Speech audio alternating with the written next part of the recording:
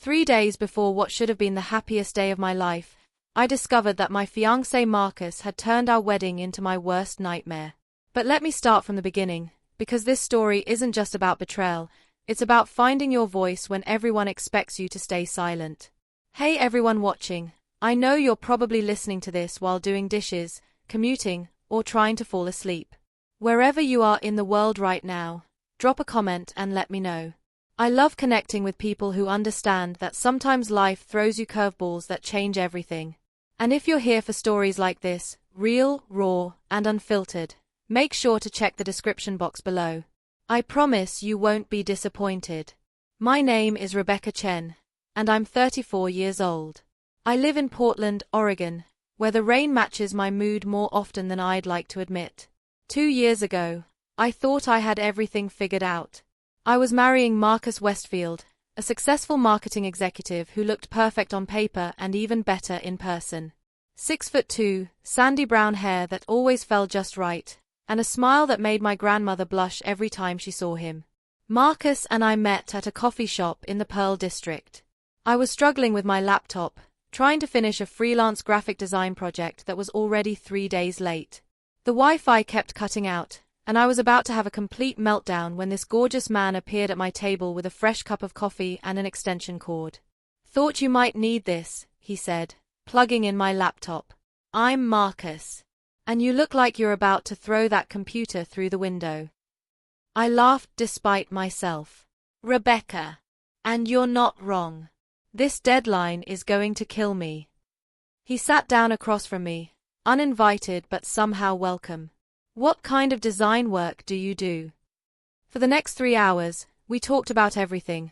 My struggle to build my freelance business, his corporate job that paid well but left him feeling empty, our shared love of hiking and terrible Netflix documentaries. When I finally looked at my phone, it was past midnight. "I should go," I said, but I didn't move. "You should," he agreed, but he didn't either. That was Marcus, charming, attentive, and just vulnerable enough to make you feel special. For 18 months, he was everything I thought I wanted in a partner. He brought me coffee every morning, remembered the names of all my friends, and never made me feel bad about my anxiety or the fact that I sometimes went 3 days without leaving my apartment when work got overwhelming. He proposed on Mount Hood during a hiking trip, right at sunrise. The ring was perfect, a vintage sapphire surrounded by tiny diamonds that caught the light like captured stars. I cried so hard I could barely say yes. But here's the thing about perfect facades. They're designed to hide what's really underneath. The first red flag should have been how excited Marcus got about planning the wedding. Most guys I knew barely cared about flowers or centerpieces, but Marcus had opinions about everything. Strong opinions. He wanted the ceremony at his family's country club in Lake Oswego, even though it cost 3 times our budget. He insisted on a particular caterer, a specific band, and a guest list that seemed to grow every week. "It's important to make the right impression," he'd say whenever I questioned the mounting expenses. "My colleagues will be there, and some potential clients. This isn't just about us, it's about our future." I should have pushed back harder, but I was so grateful to have someone who actually wanted to marry me that I went along with most of it. At 34, I'd watched most of my friends get married and start families while I struggled through a series of relationships with men who were either emotionally unavailable or just plain unavailable. Marcus felt like proof that I wasn't broken, that someone could actually want to build a life with me. The second red flag was how dismissive he became about my work. In the beginning, he seemed genuinely interested in my designs and my business goals. But as the wedding approached, he started making little comments. "Maybe after we're married, you could focus on something more stable," he'd say. "Graphic design is so competitive. And with the wedding costing what it's costing, we'll need reliable income." When I reminded him that my freelance work had been supporting me just fine for 5 years, he'd laugh and kiss my forehead like I was a child playing dress-up. "I know, babe. But I'm just thinking long-term. Once we start having kids, you'll want to be home anyway, right?" Kids. We'd talked about wanting children someday, but Marcus had started bringing up the topic more and more frequently, always assuming I'd be the one to scale back my career. When I pointed this out, He'd get that wounded look that made me feel like I was being unreasonable. The third red flag was how he talked about my family. My parents are hardworking people. Dad's a plumber, Mom works at a medical office, and they were thrilled about the wedding. But Marcus always seemed slightly embarrassed by them, especially around his friends. "Your mom is so enthusiastic," he said after they came to dinner one night. Mom had brought homemade spring rolls and told embarrassing stories about me as a kid, laughing until she cried. Maybe at the rehearsal dinner, we could ask her to tone it down a little. I felt something cold settle in my stomach. Tone what down? Nothing bad. She's great. I just think, you know how my family is. A little more reserved. His family. The Westfields of Lake Oswego, who owned a successful chain of auto dealerships and talked about their charity work the way other people discuss the weather. Marcus's mother, Patricia, had made it clear from day one that she thought her son was settling for me. She never said it directly, but it was in the way she looked at my off-the-rack dresses, the way she suggested improvements to my appearance, and the way she always had something to say about my career choice. "Graphic design is so creative," she'd say, making creative sound like a communicable disease. "I suppose someone has to do that sort of work." But I pushed down my doubts because Marcus loved me. He told me so every day. He held my hand during panic attacks and brought me soup when I was sick. He laughed at my stupid jokes and made me feel like I was worth something. If you've ever been in a relationship where love felt scarce, you know how intoxicating it can be when someone finally offers it freely. You start making excuses for behaviors you wouldn't tolerate from anyone else. You tell yourself that compromise is what love looks like, that sacrifice is noble, that your discomfort is just cold feet. 3 weeks before the wedding, I started having dreams about running away. In them, I'd be wearing my wedding dress but sprinting through forests, tearing the tulle on branches, my carefully styled hair coming undone. I'd wake up gasping, my heart racing like I'd actually been running. "Just wedding jitters," Marcus would say, pulling me close. "Everyone gets them. It's normal." But it didn't feel normal. It felt like my subconscious was screaming warnings that my conscious mind refused to hear. 2 weeks before the wedding, I overheard a phone conversation that should have ended everything right there. Marcus was in his office, door closed, but his voice carried through the thin walls of his apartment. "I know the guest count is getting high," he was saying. "But Rebecca's family is, well, they're used to different kinds of parties. I'm sure they'll understand if the kids need to be managed." Kids? What kids? As far as I knew, only Marcus's cousin was bringing her 2 young children to the wedding. 28 kids. Marcus continued. "Jesus, Patricia, I had no idea there would be so many. Rebecca's going to have her hands full." My blood went cold. I pressed my ear to the door. "No, I haven't talked to her about it yet. I was hoping to ease her into it." "What do you mean, it's her responsibility now?" "Oh, because she's good with kids. She babysat her neighbors growing up." I had mentioned, once, that I used to babysit the Morrison kids when I was 15. Somehow, in Marcus's mind, or his mother's, this had transformed me into the designated child wrangler for our entire wedding. "Look, Mom, I'll handle it. She's reasonable. She'll understand that family comes first." Family. His family. The family that apparently came with 28 children who needed constant supervision during what was supposed to be my wedding day. I backed away from the door, my hands shaking. In that moment, I saw our entire future laid out like a blueprint. Me, perpetually accommodating, perpetually sacrificing, perpetually managing everyone else's needs while my own disappeared entirely.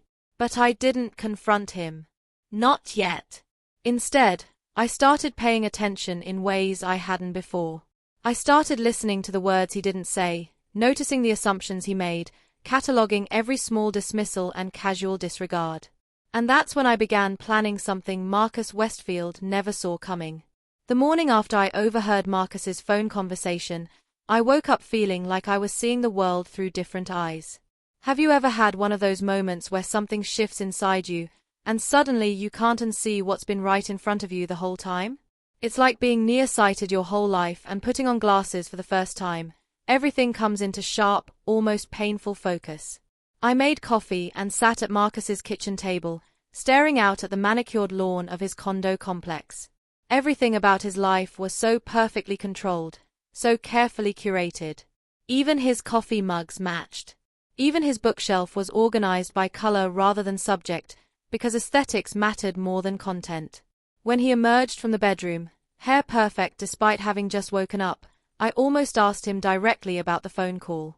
The words were right there, balanced on the tip of my tongue like a diver preparing to jump. But something held me back. Maybe intuition, maybe cowardice, maybe just the part of me that wasn't ready to shatter the illusion completely. "Morning, beautiful," he said, kissing the top of my head. "You're up early."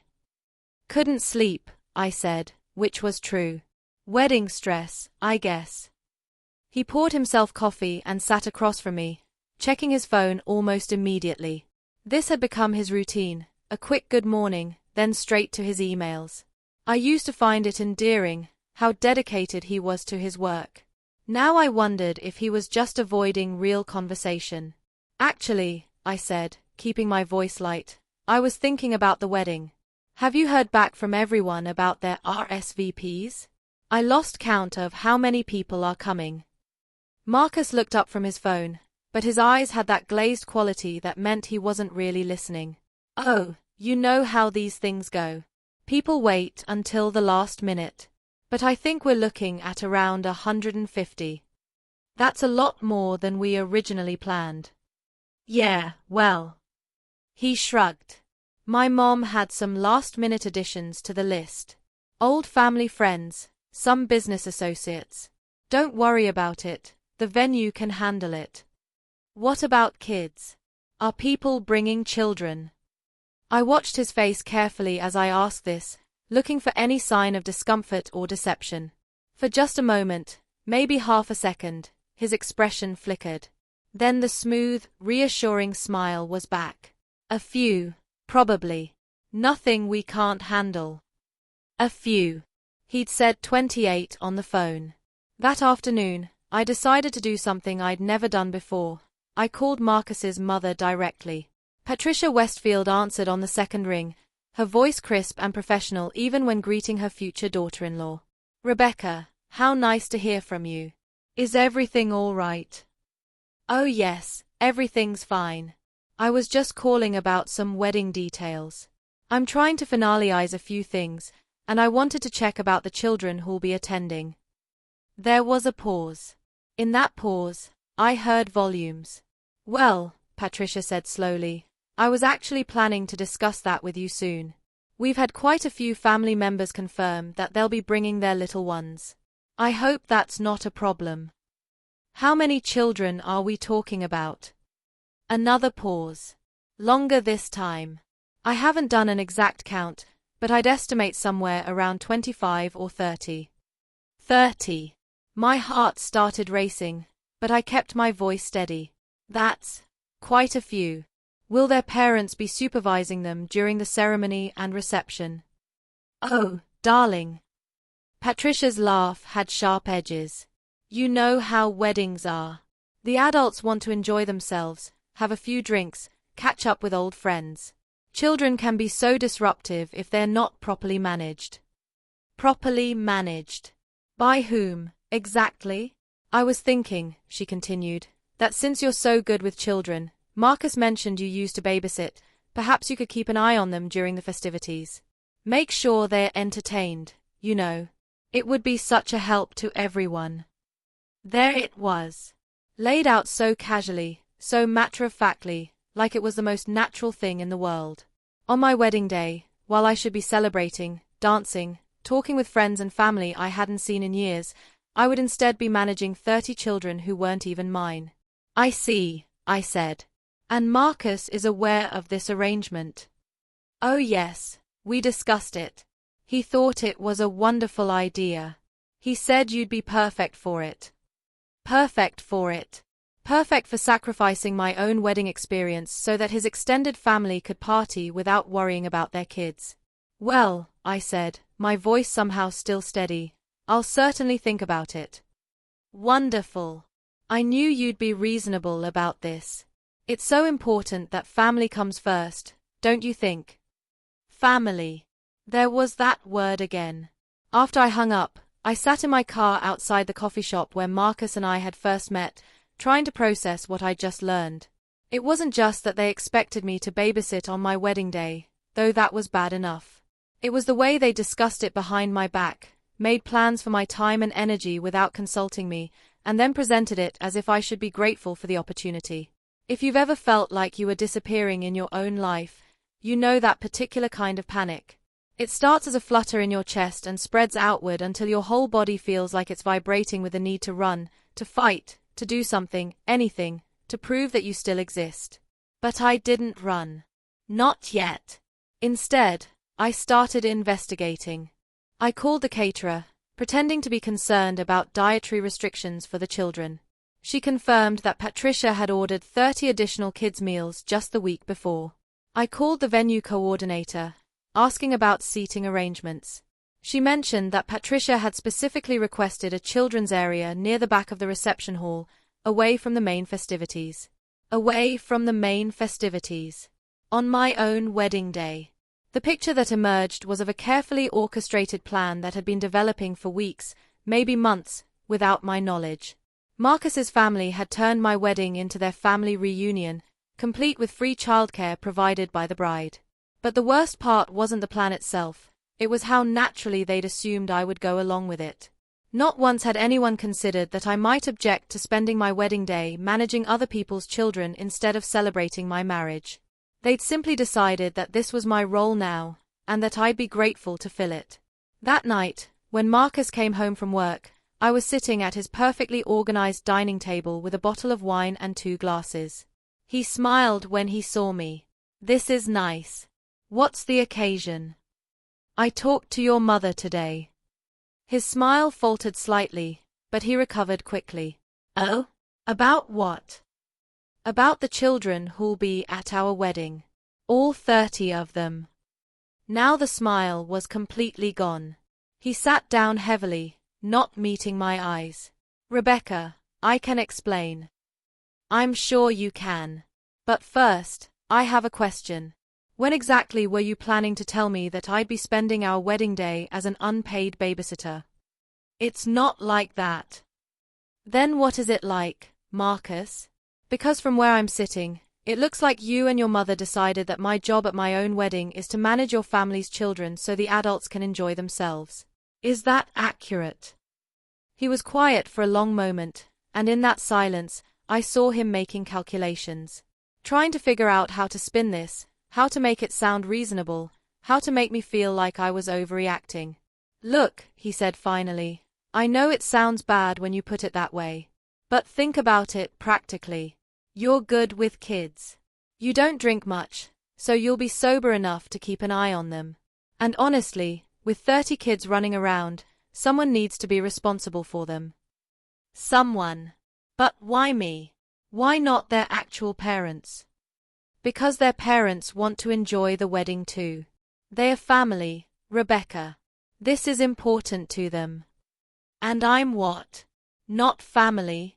Not important?" "Of course you're important. You're the bride. But what?" "But that means I should sacrifice my own experience so everyone else can have fun." Marcus leaned forward, reaching for my hands. I pulled them back. "It's just one day," he said.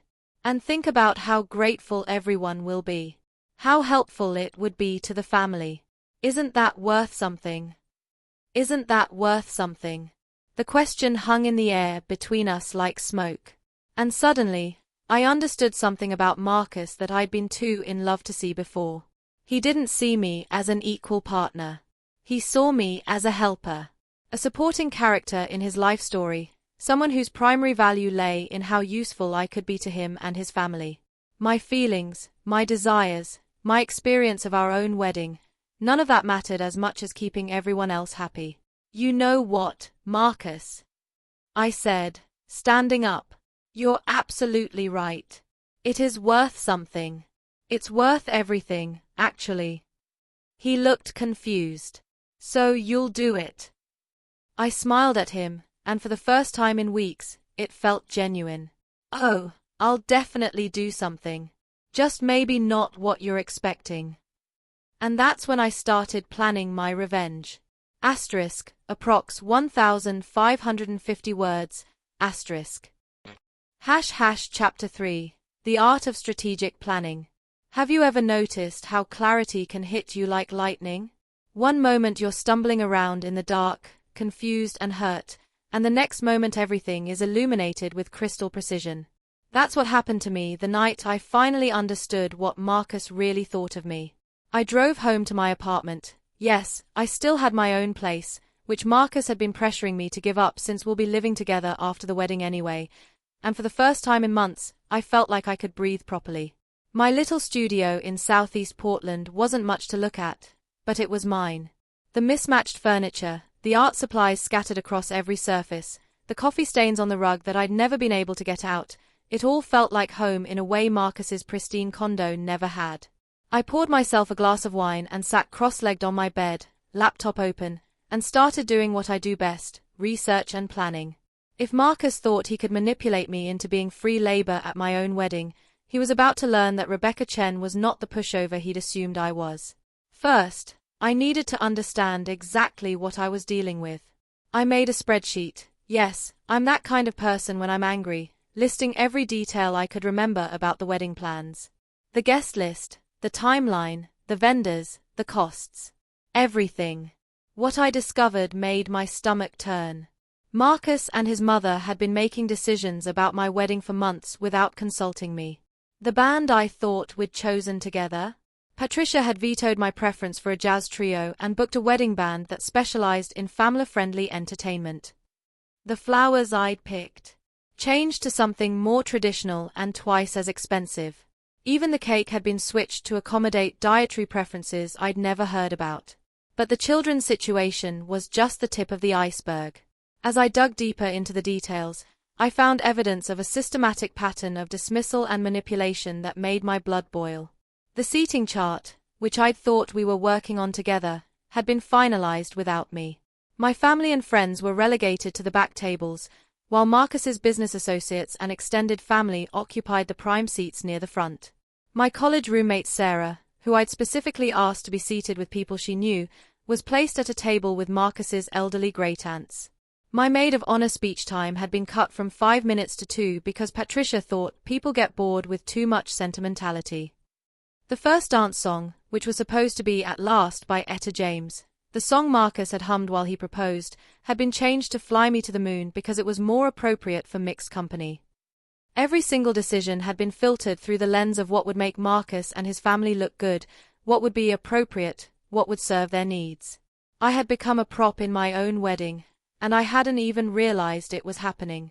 But here's the thing about being systematically dismissed, it gives you a certain kind of freedom. When you realize that your opinion doesn't matter to someone, you stop worrying about their opinion of you. And that's exactly what happened to me that night. I opened a new document on my laptop and titled it Wedding Day Alternative Plans. Then I started typing. The first thing I needed to figure out was the timeline. The wedding was in 3 days. Friday evening at the Westfield Family Country Club. Ceremony at 6, cocktail hour at 7, reception at 8. I knew this schedule by heart because I'd been obsessing over every detail for months, making sure everything was perfect. Now I was going to use that obsessive planning against Marcus. I called my friend David, who's a freelance photographer and notorious night owl. He answered on the first ring. Rebecca, please tell me you're not having another wedding meltdown. It's midnight. Actually, I'm having the opposite of a meltdown. I'm having a breakthrough. How would you like to make $500 for about 4 hours of work this Friday? I'm listening. I explained what I needed, and David was quiet for so long I thought he'd hung up. Jesus, Rebecca, are you sure about this? I've never been more sure of anything in my life. Okay, but I want to be clear, this is going to burn some bridges. David, the bridges are already on fire. I'm just deciding whether to jump or go down with them. He laughed. All right, I'm in. But I want the full story when this is over. Next, I called my sister Amy, who lives in Seattle and has always been the rebel of our family. Where I'm cautious and diplomatic, Amy is direct and fearless.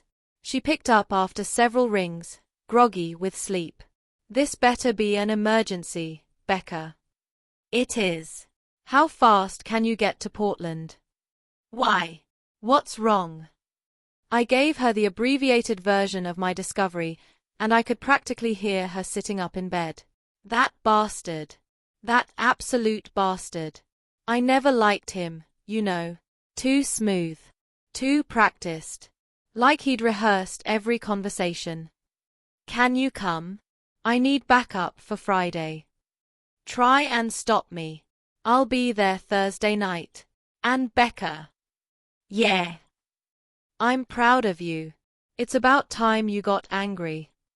The next morning, I woke up feeling more energized than I had in months. I had a plan now, and having a plan made all the difference.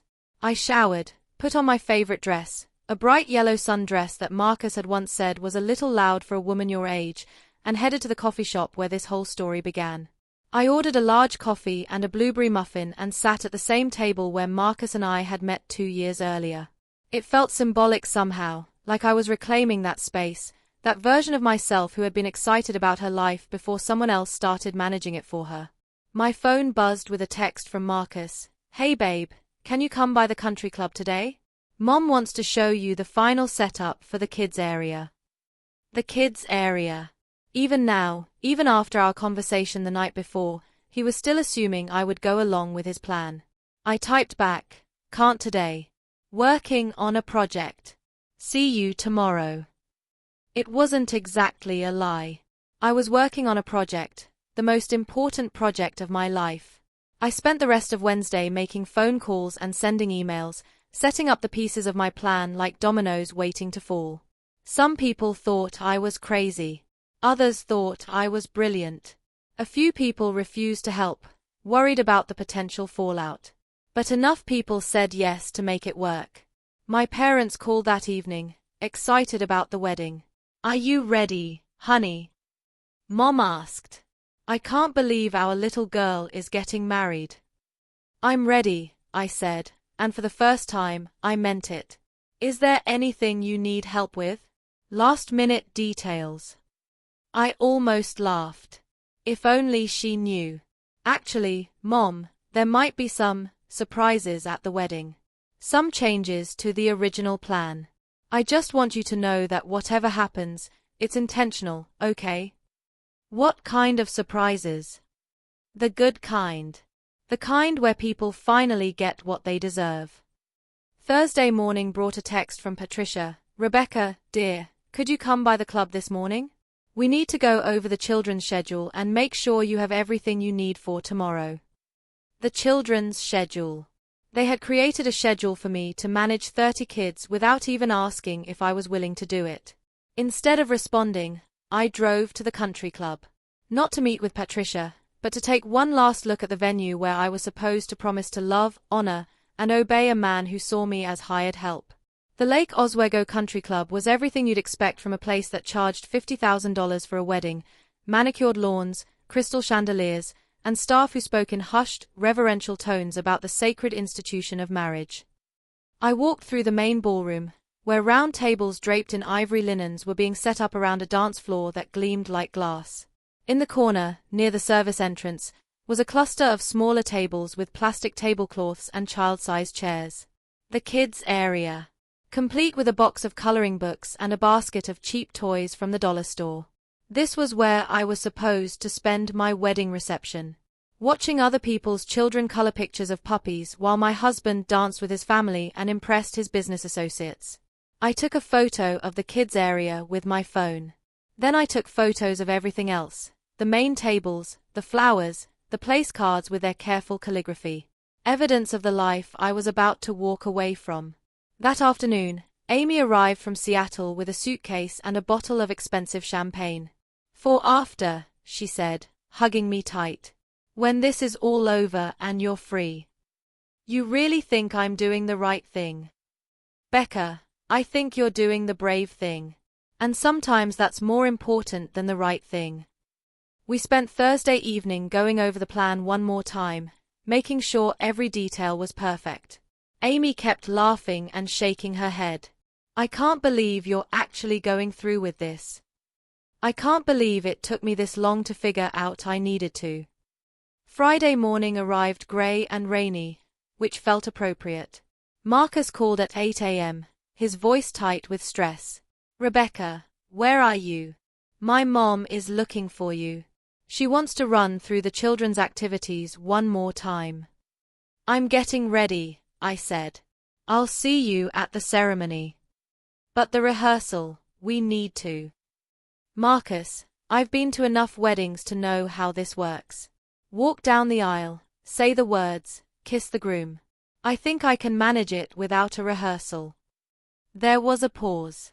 You sound different today. Do I? Maybe it's just wedding day nerves. Right. Okay. Well, I love you. I know you do, I said, and hung up. Amy looked at me across the breakfast table. How are you feeling? I took a sip of coffee and smiled. Like I'm about to take my life back. Friday afternoon arrived like a held breath finally released. I woke up feeling strangely calm, the kind of peace that comes when you've stopped fighting the current and decided to swim with it instead.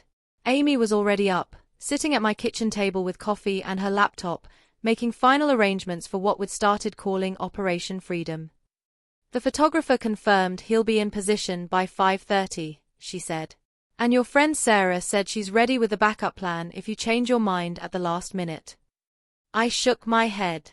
I'm not changing my mind. Good. Because honestly, after everything you've told me about this guy, I think you're dodging a bullet the size of a freight train. At 2 o'clock, I started getting ready. Not for the wedding Marcus expected, but for the performance of my life. I put on the dress, a beautiful off-white gown that had cost more than my car, paid for with money I'd saved from months of freelance work. I did my makeup carefully, making sure everything was perfect. If I was going to make a statement, I was going to look flawless while doing it. My phone had been buzzing all day with increasingly frantic messages from Marcus and Patricia. Where was I? Why wasn't I answering? They needed to discuss the children's schedule one more time. There were last-minute changes to the seating chart. The flower girl needed to practice her walk. I ignored all of them. At 4 o'clock, Amy helped me load everything I needed into her rental car. My real wedding dress, not the one I was wearing, but the simple, beautiful dress I'd bought with my own money and hidden in my closet for the past week. A suitcase with enough clothes for a long weekend. My laptop and camera. And a manila envelope containing everything Marcus's family needed to know about what was about to happen. Last chance to back out, Amy said as we drove toward Lake Oswego. Not a chance in hell. The country club looked like a fairy tale when we arrived. White flowers everywhere, twinkling lights strung through the trees, guests in their finest clothes arriving with smiles and expensive gifts. It was exactly the kind of wedding I dreamed about as a little girl, back when I thought marriage was about finding someone who loved you enough to celebrate you. I watched from Amy's car as Marcus's family bustled around, directing vendors and greeting early arrivals. Patricia was in her element, wearing a pale pink dress that had probably cost more than most people's monthly rent, orchestrating everything with the precision of a military general. At 5:15, my phone rang. Marcus, of course. Rebecca, where the hell are you? The ceremony starts in 45 minutes and my mother is having a panic attack. She needs to talk to you about the kids. I'm almost there, I said. Just running a little behind. Well, hurry up. And when you get here, go straight to the bridal suite. Mom has everything set up for you. Everything set up for me. I almost laughed. Don't worry, Marcus. I have everything under control. At 5:20, I walked into the country club through the main entrance, head high, wedding dress flowing behind me like something out of a movie. Guests turned to look, some confused, some delighted, all surprised to see the bride arriving so close to ceremony time. Patricia materialized beside me instantly, her face flushed with stress and anger. Rebecca, thank goodness. We need to talk immediately. The children are arriving and… Hello, Patricia. You look lovely. Is the bridal suite ready? She blinked, thrown off by my calm tone. Yes, but we need to discuss. Perfect. I'll just get changed and then we can handle everything. I walked past her toward the bridal suite, leaving her standing there with her mouth open.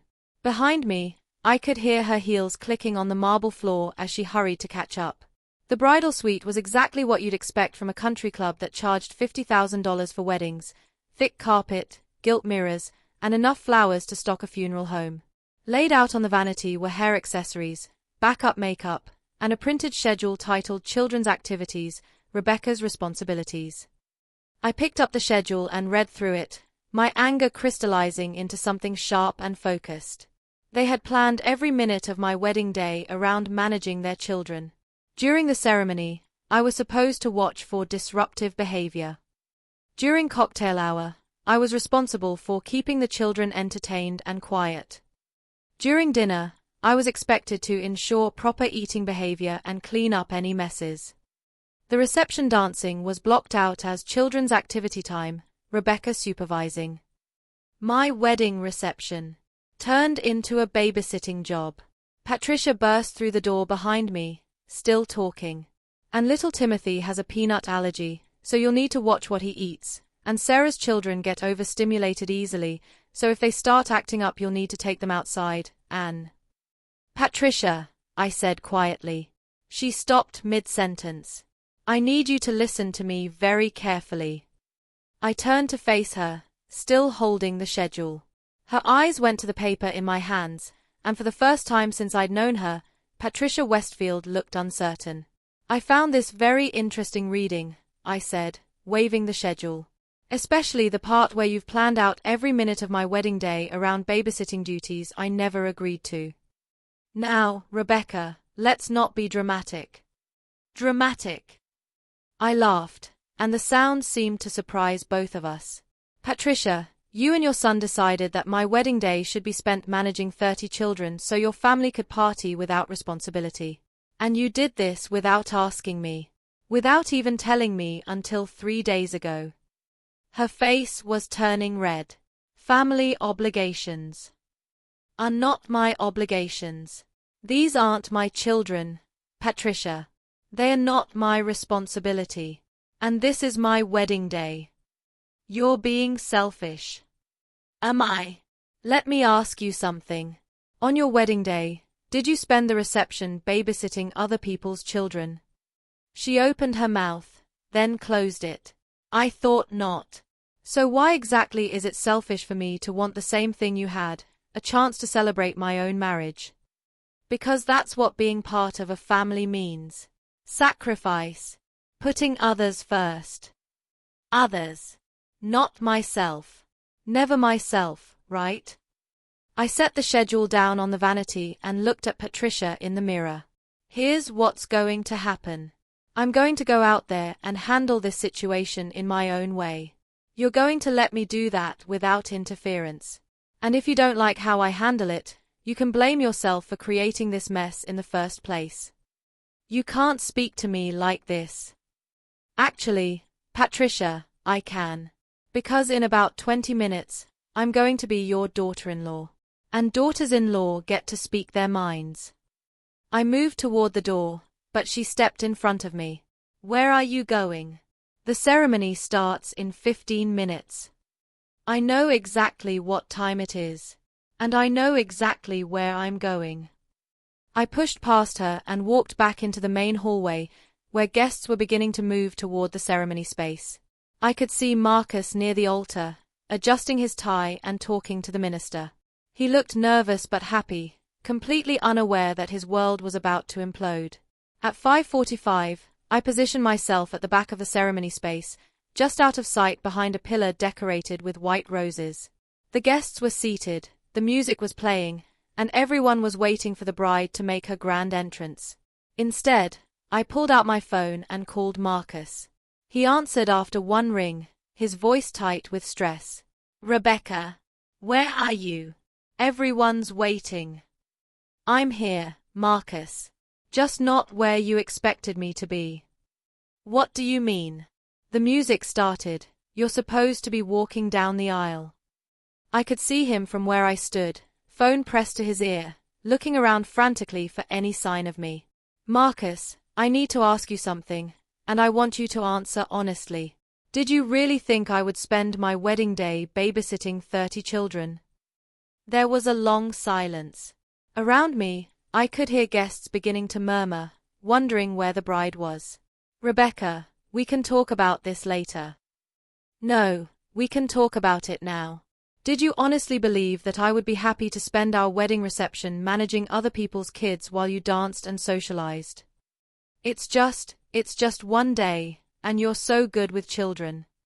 That's not what I asked. I asked if you thought I'd be happy about it. Another silence. Longer this time. I thought you'd understand that family comes first. Your family. Not our family. Not me. Rebecca, everyone's staring. Can we please just... Let them stare, Marcus. Let them all stare. Because I have something to tell you, and I want everyone to hear it. I stepped out from behind the pillar and walked to the center of the aisle. Every guest turned to look at me, confusion and concern written across their faces. The string quartet stopped playing mid-note. Good evening, everyone, I said, my voice carrying clearly across the silent room. I know you're all wondering where the bride is. Marcus was walking toward me now, his face pale with panic. Rebecca, what are you doing? I'm being honest for the first time in this entire relationship. I turned to address the assembled guests, many of whom were pulling out their phones to record what was clearly about to become a very memorable wedding story. Ladies and gentlemen, I want to thank you all for coming tonight to celebrate what was supposed to be the beginning of Marcus and my life together. Unfortunately, I've recently learned some things about what that life was supposed to look like, and I've decided I'm not interested in living it. The murmuring grew louder. Patricia was making her way toward me from the front row, her face twisted with fury. 3 days ago, I continued, raising my voice to be heard over the growing commotion, I discovered that my fiancé and his family had made detailed plans for my wedding day. Plans that involved me spending our reception babysitting 30 children while everyone else celebrated. Plans that were made without consulting me, without asking my opinion, and without any consideration for what I might want on my own wedding day. Marcus reached me and grabbed my arm. Rebecca, stop this. Please. We can work this out. I pulled my arm free. Can we work out the fact that you see me as unpaid help rather than an equal partner? Can we work out the fact that you've been making major decisions about our life together without including me? Can we work out the fact that your idea of marriage is me sacrificing everything I want so you and your family can have everything you want? That's not how it is. Isn't it? I pulled out my phone and held it up. Should I play the recording I made of your mother explaining my responsibilities for today? Or would you prefer I read from the detailed schedule of children's activities that you expected me to manage during our reception? The crowd was in full murmur now, guests turning to each other with shock and fascination. This was definitely not the wedding story they'd expected to tell their friends. Here's what's going to happen, I announced, my voice cutting through the noise. I'm going to leave now. The reception is paid for, the food is ordered, and the bar is stocked. You're all welcome to stay and enjoy yourselves. Consider it a celebration of my freedom rather than a wedding. Patricia finally reached us, her face purple with rage. You ungrateful little. Careful, Patricia. There are children present. Speaking of which, congratulations. You now get to manage all 30 of them yourself. I'm sure it'll be a wonderful learning experience. I started walking back down the aisle, toward the exit. Marcus followed me. Rebecca, wait. Please. We can fix this. I stopped and turned back to face him one last time. The entire wedding party was watching us, his groomsmen looking embarrassed, my bridesmaids looking stunned, and about 150 guests with their phones out, recording every word. Marcus, the only thing that could fix this is if you had seen me as an equal partner from the beginning. If you had respected my opinions, included me in decisions, and prioritized my happiness at least occasionally. But you didn't. You saw me as someone who would be grateful for whatever scraps of consideration you threw my way. Someone who would smile and accommodate and never ask for more. That's not true. Then tell me this. When you were planning our wedding, how many decisions did you make without consulting me? How many times did you dismiss my preferences in favor of what your family wanted? How many times did you assume I would just go along with whatever you decided? He opened his mouth, then closed it. Because we both knew the answer. I thought so. I smiled at him, and for the first time in months, it felt completely genuine. You know what, Marcus? I hope you find someone who wants the life you're offering. Someone who's happy to disappear into your family's expectations. But that someone isn't me. I walked toward the exit, my wedding dress trailing behind me like a banner of victory. Behind me, I could hear the chaos erupting, guests talking excitedly, Patricia shrieking about embarrassment and ingratitude, Marcus calling my name with increasing desperation. But I didn't look back. Amy was waiting for me in the parking lot, engine running, biggest smile I'd ever seen on her face. How do you feel? She asked as I climbed into the passenger seat. I thought about it for a moment, listening to the sounds of confusion and outrage drifting out from the country club. Free, I said. I feel free. And as we drove away from the wreckage of my almost marriage, I realized something important. Sometimes the best wedding gift you can give yourself is the courage to not get married at all. The first thing I did after we left the country club was laugh.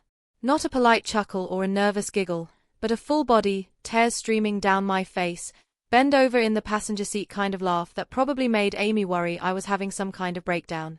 Are you okay? She asked, pulling into a parking lot and turning to look at me with concern. I'm perfect, I gasped between fits of laughter. I'm absolutely perfect. Do you know how long it's been since I felt this good about a decision I made? Amy started laughing too, and soon we were both sitting in her rental car, still in our wedding finery, laughing until our sides hurt. Did you see Patricia's face? Amy wheezed. I thought she was going to spontaneously combust. Did you see Marcus trying to follow me down the aisle? Like he could somehow convince me to come back and babysit 30 kids on my wedding day. We sat there for a few more minutes, catching our breath and processing what had just happened. Then Amy turned serious. Becca, you know this is going to get messy, right? The fallout from this is going to be intense. I nodded, my laughter fading into something calmer but no less satisfied. I know. But Amy, I couldn't live with myself if I had gone through with it. If I had walked down that aisle knowing what I knew, if I had said those vows knowing they were based on a lie, if I had spent the rest of my life being slowly erased by someone who claimed to love me. So what now? I looked back toward the country club, where I could see guests streaming out of the building, some looking confused, others looking delighted by the drama they'd just witnessed. Now we go get changed, order the most expensive room service meal we can find, and plan the rest of my life. But first, I had one more call to make. David answered immediately. Please tell me you got everything. Every second of it. Are you still in position? Yep, parked right across the street. The guests are coming out now, and let me tell you, they look like they have some opinions about what just happened. Perfect. Get whatever you can. I want a complete record of tonight. Already on it. And Rebecca.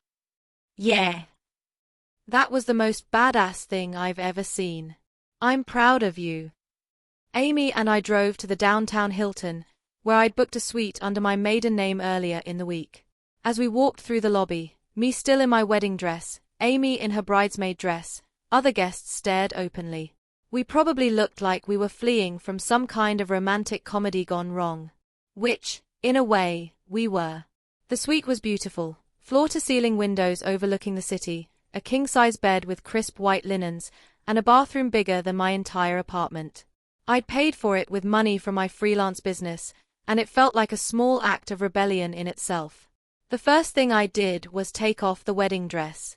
As I hung it in the closet, I felt like I was hanging up more than just a dress. I was hanging up the version of myself who had been willing to disappear to make someone else happy. I put on jeans and a soft sweater, and immediately felt more like myself than I had in months. "Okay," Amy said, sprawling across the bed with her laptop. "Tell me everything. I want the whole story, from the beginning."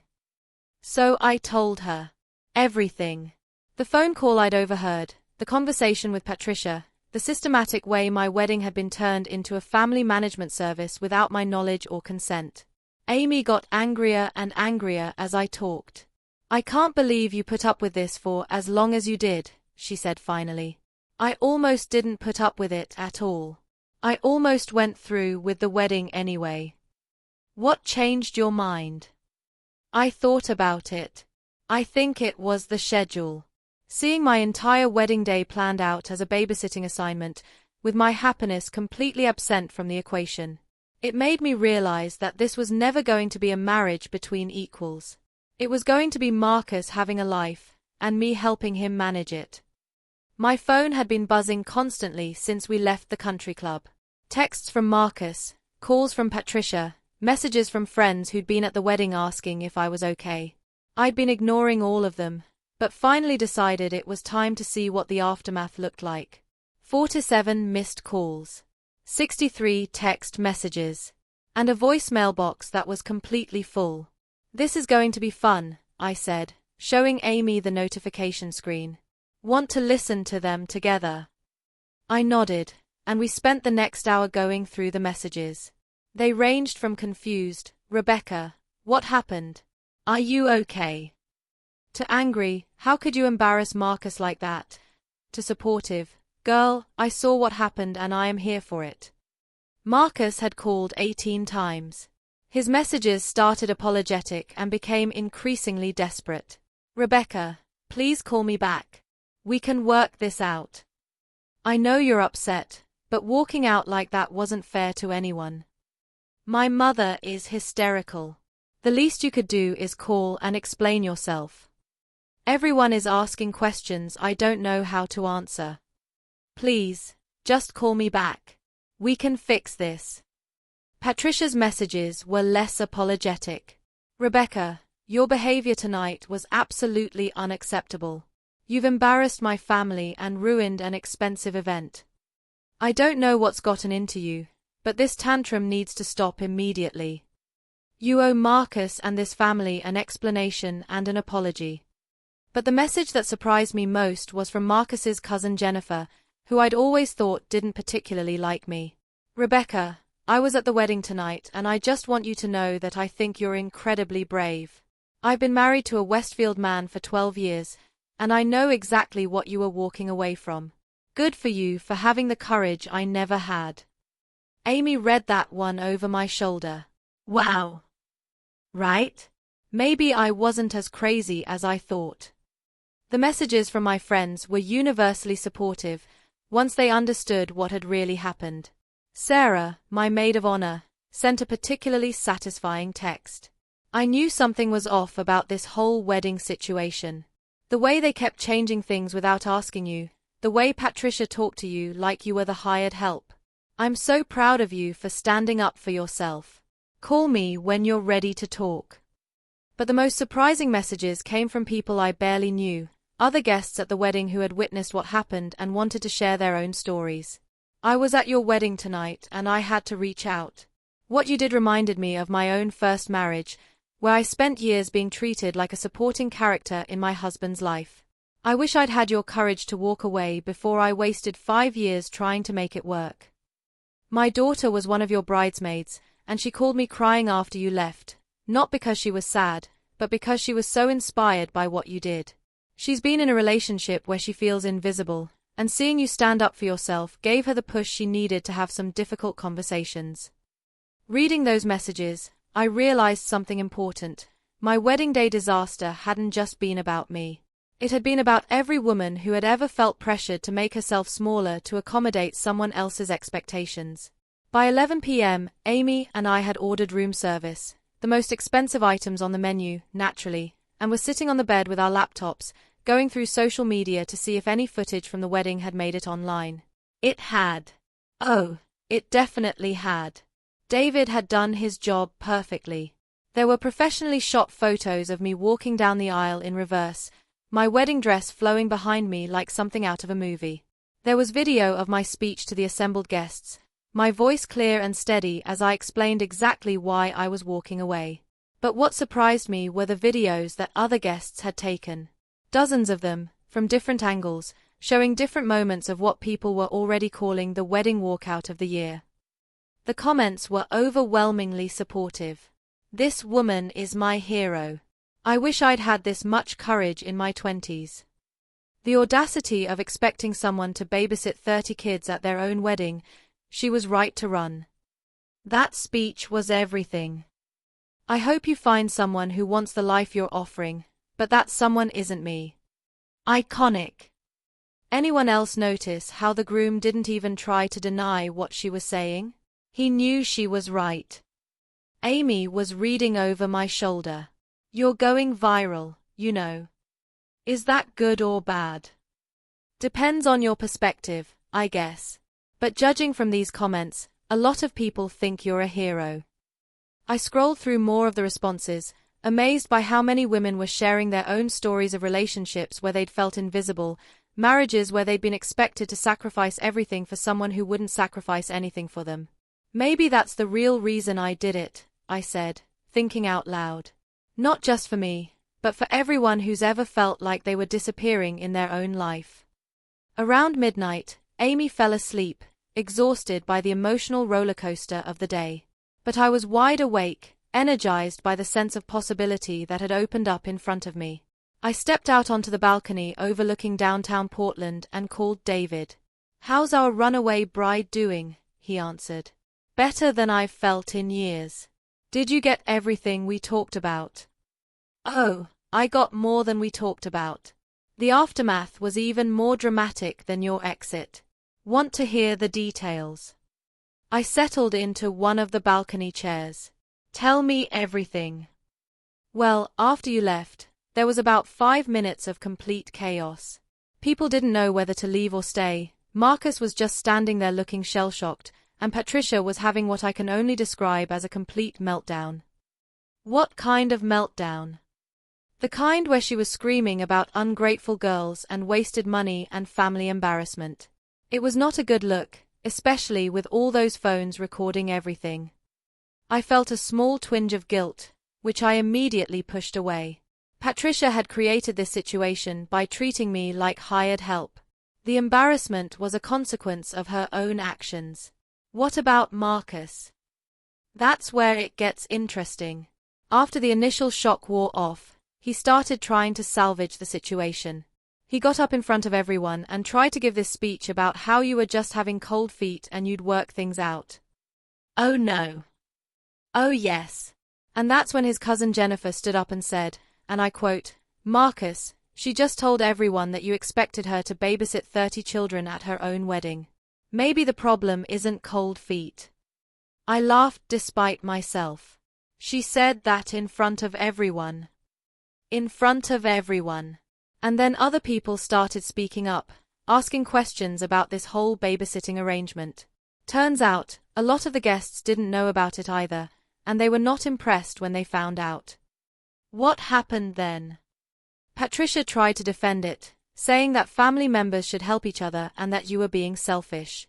But that just made things worse, because then people started asking why the actual parents of the children couldn't manage their own kids. I could picture the scene. Patricia, in her expensive pink dress, trying to justify the unjustifiable while a room full of wedding guests realized they just witnessed something much more significant than a case of cold feet. "The whole thing fell apart pretty quickly after that," David continued. "About half the guests left immediately. The other half stayed for the open bar and spent the evening talking about what had just happened. I heard at least a dozen conversations about marriage equality, gender roles, and family expectations. So instead of a wedding reception, it turned into a feminist consciousness-raising session." "Pretty much. And Rebecca, I think you started something important tonight. After I hung up with David, I sat on the balcony for a long time, looking out at the city lights and thinking about everything that had happened. For the first time in months, I felt like I could see clearly, not just what I'd walked away from, but what I was walking toward. At some point, I must have dozed off in the chair, because I woke up to Amy gently shaking my shoulder as the sun was coming up over Portland. Come on, Sleeping Beauty. Let's get you inside before you catch pneumonia. As we went back into the suite, Amy asked the question I'd been expecting, so what's next? I looked out at the sunrise painting the sky in shades of pink and gold, and for the first time in years, the future felt like something I was excited to discover rather than something I had to endure. Next, I said, I figure out who I am when I'm not trying to be who someone else wants me to be. And that journey was about to be more interesting than I ever could have imagined. The next morning brought a reckoning I wasn't entirely prepared for. I woke up to 127 new text messages, 89 missed calls, and a phone that was literally hot from the constant notifications. The video of my wedding walkout hadn't just gone locally viral, it had exploded across social media platforms nationwide. #wedding walkout was trending on Twitter. The TikTok videos had millions of views.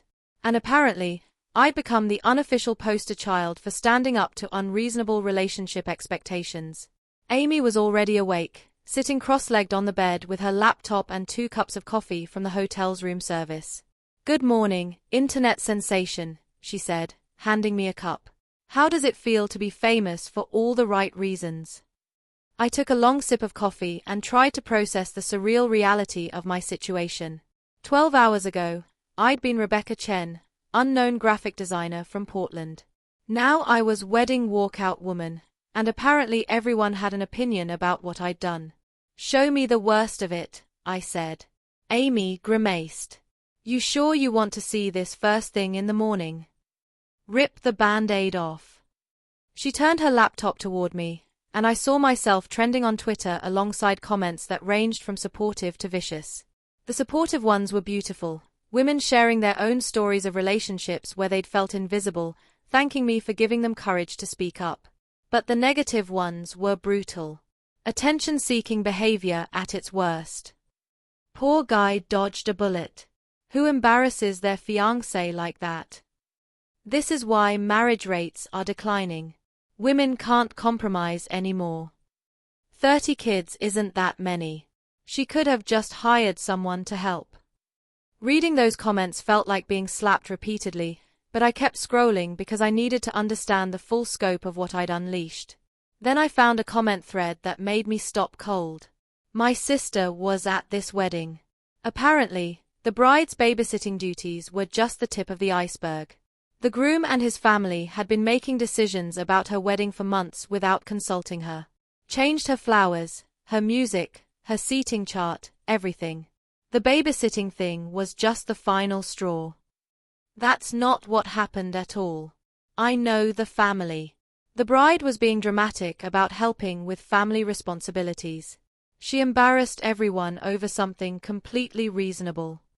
Reasonable? Expecting someone to babysit 30 kids at their own wedding is reasonable.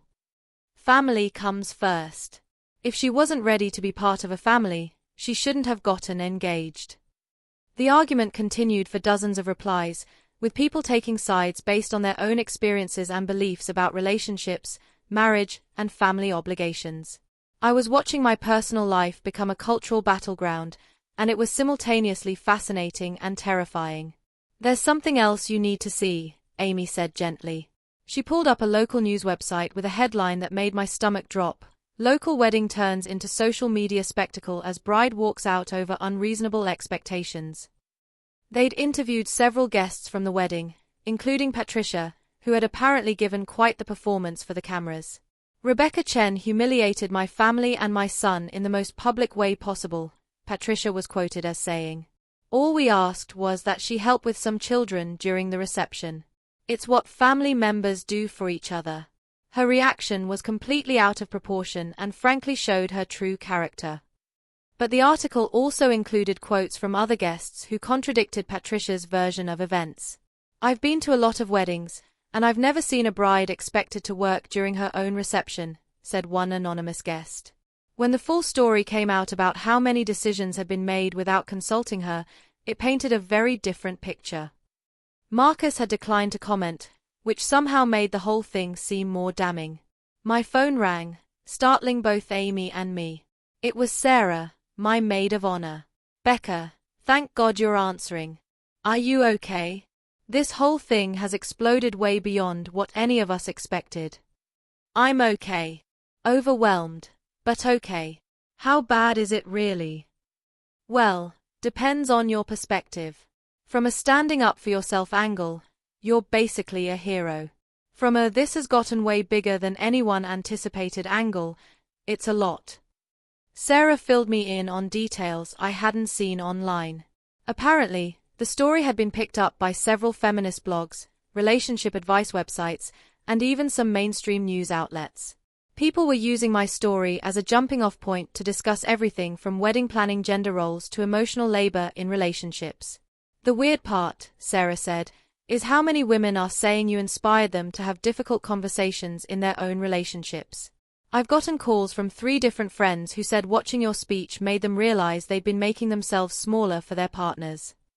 That afternoon, I did something I hadn't done in months. I worked on a design project.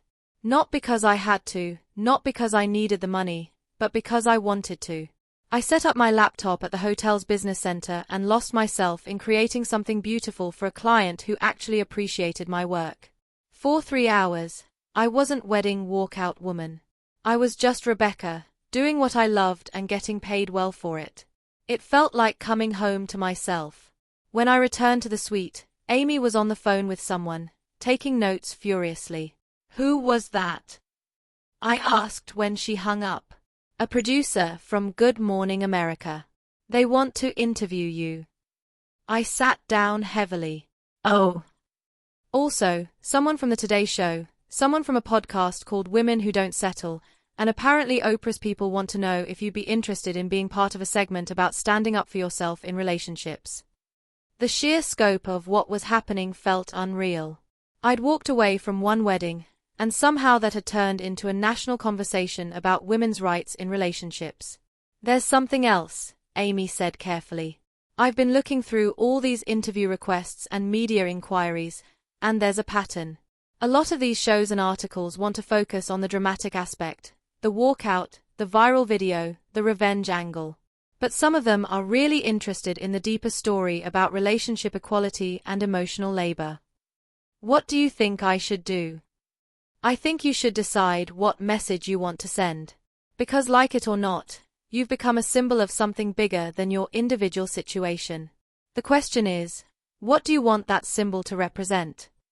That evening, I made 2 important phone calls. The first was to my parents, who had been trying to reach me since the night before. They'd seen the news coverage and were worried about how I was handling everything. Honey, Mom said, are you sure you're okay? This whole thing seems so overwhelming. I'm okay, Mom. Better than okay, actually. For the first time in months, I feel like myself again. But all this attention, all these strangers having opinions about your personal life. It's strange, I admitted. But Mom, you should see some of the messages I'm getting from other women. Women who are saying that seeing me stand up for myself gave them the courage to address problems in their own relationships. Maybe this needed to happen. Dad got on the line. We're proud of you, Becca. We never said anything because we thought Marcus made you happy, but your mother and I both noticed how you seemed to get quieter and smaller whenever he was around. You haven't sounded this much like yourself in a long time. The second call was to Marcus. I'd been avoiding his calls since Friday night, but I figured I owed him at least one conversation. He answered immediately. Rebecca. God, I've been trying to reach you for 2 days. Where are you? Are you okay? I'm fine, Marcus. Better than fine. Look, I know you're upset, and I understand why. But walking out like that, in front of everyone, turning our private business into this public spectacle, it wasn't necessary. We could have worked this out. Could we have? Really? Because from where I'm sitting, the only way we could have worked this out is if I had agreed to spend my wedding day babysitting 30 children while pretending to be happy about it. It wasn't supposed to be the whole day. Marcus, it doesn't matter if it was the whole day or half the day or 1 hour. The point is that you and your family made detailed plans for how I would spend my wedding day without consulting me, and then expected me to be grateful for the opportunity to serve your family's needs. There was a long silence. When he spoke again, his voice was different, smaller, less confident. I never thought of it that way. I know you didn't. That's the problem. You never thought about how any of this felt from my perspective. So what now? Is this it? Are we over? I looked out the hotel window at the city below, at all the people living their lives, making choices, figuring out who they wanted to be. Marcus, answer me honestly. In your vision of our marriage, what role was I supposed to play? What do you mean? I mean, when you pictured our life together, what did you see me doing? What did you think would make me happy? He was quiet for a long time. I thought you'd want to be part of my family. I thought you'd want to help make everyone comfortable and happy. And what about making me comfortable and happy? Another long silence. I thought if everyone else was happy, you'd be happy too. And there it was. The fundamental misunderstanding that had been at the core of our entire relationship. Marcus had genuinely believed that my happiness was derived from serving everyone else's happiness. He'd never considered that I might have wants and needs that were separate from, or even conflicted with, his family's expectations. Marcus, I hope someday you find someone whose idea of happiness really does align with being helpful to your family above all else. But that person isn't me. And I hope someday you also learn to consider what your partner wants, not just what your family wants. Rebecca, I need to go. Take care of yourself, Marcus. I hung up and immediately felt lighter, like I'd been carrying a weight I didn't even realize was there. Amy looked up from her laptop. How'd that go? Better than I expected. He still doesn't really get it, but at least now I know for sure that we were never going to work. Good. Because I just found something that might interest you. She turned her laptop toward me. On the screen was an email from a literary agent in New York. Dear Ms. Chen, it read. I've been following your story in the media, and I'm wondering if you'd be interested in discussing the possibility of writing a book about your experience. There seems to be a significant audience for stories about women finding their voice and standing up for themselves in relationships. If you're interested, I'd love to set up a call to discuss this further. I stared at the email. A book. About my experience. About walking away from a life that would have slowly erased me. What do you think? Amy asked. I thought about all the messages I'd received from women sharing their own stories of feeling invisible in relationships. I thought about the conversations my walkout had started, the difficult discussions it had inspired, the courage it had apparently given other people to examine their own lives. I think, I said slowly, that maybe this isn't just about me anymore. And that's when I realized that sometimes the most selfish thing you can do, standing up for yourself, turns out to be the most generous thing you can do for everyone else who needs to see that it's possible. 3 weeks after the wedding that wasn't, I was sitting in a coffee shop in Brooklyn, across from Jennifer Walsh, the literary agent who had reached out to me. The past few weeks had been a whirlwind of interviews, articles, and more attention than I'd ever imagined possible. But this meeting felt different, like it might be the beginning of something important rather than just another media opportunity. Jennifer was nothing like what I'd expected from a New York literary agent. Instead of being intimidating or overly polished, she was warm, direct, and genuinely interested in my story beyond its viral potential.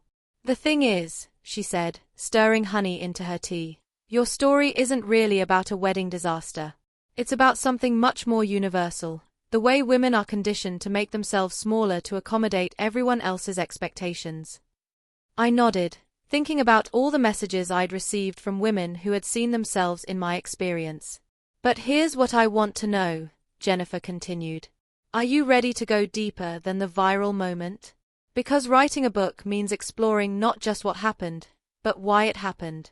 It means examining the patterns in your relationship that led to that moment, the cultural pressures that made you feel like you had to choose between your own needs and being a good partner. For the past 3 weeks, I'd been living in the aftermath of my decision, fielding interview requests, reading think pieces about my story, watching as strangers debated whether I was a hero or a villain. But I hadn't really had time to process the deeper implications of what had happened. I keep thinking about something my sister said. I told Jennifer. She said that what I did was brave, but that the real bravery would be figuring out how to never get into a situation like that again. What do you think she meant by that? I sipped my coffee and considered the question. I think she meant that walking away from Marcus was just the first step. The harder work is figuring out why I accepted being treated like that in the first place, and how to build relationships where that kind of dynamic never develops. Jennifer smiled. That's the book I want to help you write. We talked for 2 more hours about everything from my childhood to my pattern of relationships to the cultural messages about femininity that had shaped my understanding of what it meant to be a good partner. By the time we parted ways, I felt like I'd found not just an agent, but an ally in figuring out what I really wanted to say. Back in Portland, I threw myself into the writing process with an intensity that surprised me. For years, my creative energy had been channeled into graphic design projects for other people. Now, for the first time, I was creating something entirely for myself, and it felt revolutionary. The book started as a memoir about my relationship with Marcus, but as I wrote, it evolved into something bigger. Each chapter explored a different aspect of how women are taught to shrink themselves in relationships, the way we're conditioned to prioritize everyone else's comfort over our own, the subtle ways we're made to feel selfish for having needs, the cultural mythology that equates sacrifice with love. Writing about Marcus was difficult, but not in the way I'd expected. The hard part wasn't reliving the hurt or anger, it was acknowledging my own role in creating the dynamic between us. I had to examine all the times I'd swallowed my opinions to avoid conflict, all the moments I'd convinced myself that compromise meant giving up everything I wanted, all the ways I'd gradually made myself smaller until I was barely visible in my own life. If you've ever done deep personal work, you know how exhausting it can be to look honestly at your own patterns. Some days I wrote for hours, lost in memories and insights. Other days I could barely write a paragraph because confronting certain truths felt too overwhelming.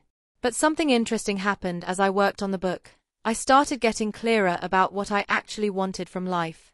For years, I defined my goals in relation to other people, finding someone who would love me, building a relationship that looked successful from the outside, becoming the kind of woman who deserved happiness. But as I wrote about my experience with Marcus, I started asking different questions. What did I want my daily life to look like?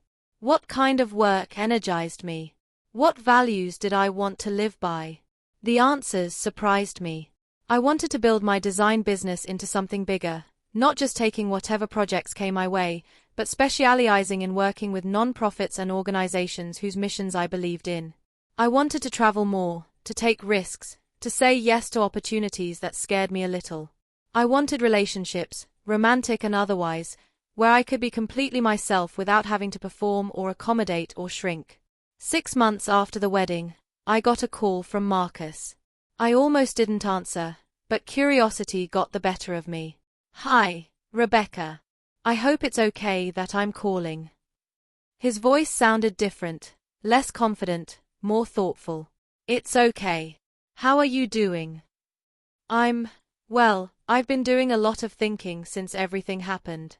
About us, about how things went wrong, about the things you said." I waited, not sure where this was going. "I've been seeing a therapist," he continued, "trying to understand how I could have been so blind to what was happening. How I could have convinced myself that you were happy when you were obviously miserable." This was not the conversation I'd been expecting. "That's good, Marcus. I'm glad you're working on understanding it." I wanted to apologize.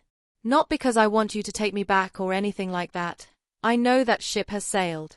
But because you deserved so much better than what I gave you, and I'm sorry it took losing you for me to realize that. I felt tears prick my eyes, not because I wanted him back, but because this was the first time he'd truly acknowledged what had gone wrong between us.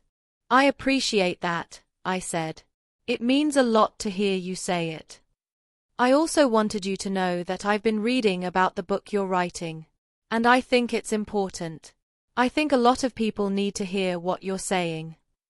After we hung up, I sat in my apartment feeling something I hadn't expected: closure.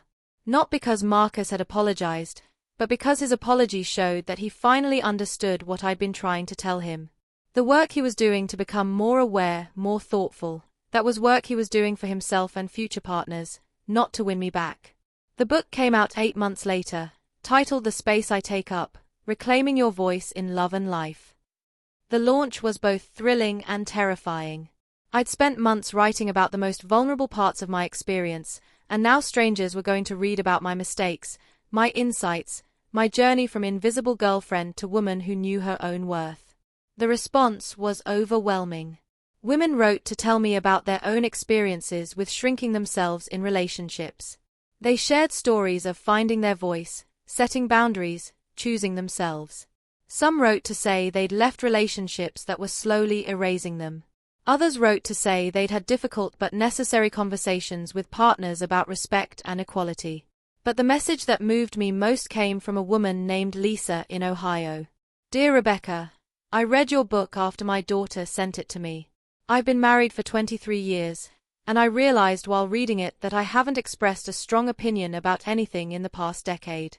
I was so focused on keeping everyone else happy that I forgot I was allowed to have preferences. Yesterday, I told my husband that I hate the restaurant he always chooses for our anniversary dinner, and instead of getting angry, he asked me where I'd like to go.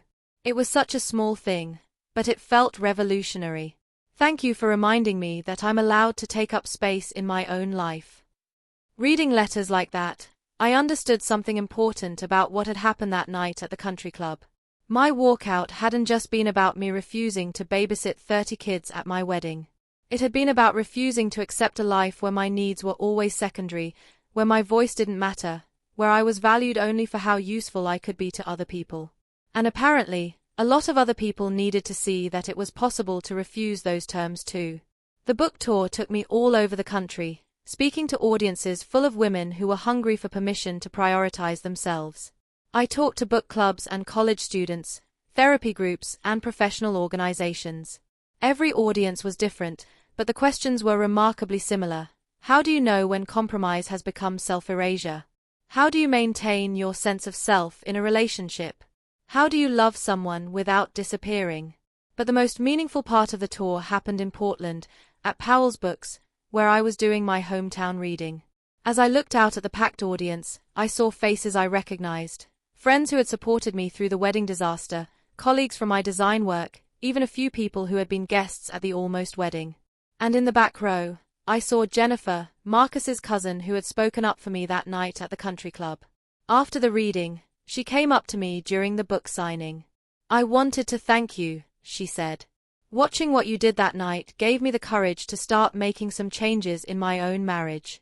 My husband and I are in counseling now, working on building a more equal partnership. How's it going? I asked.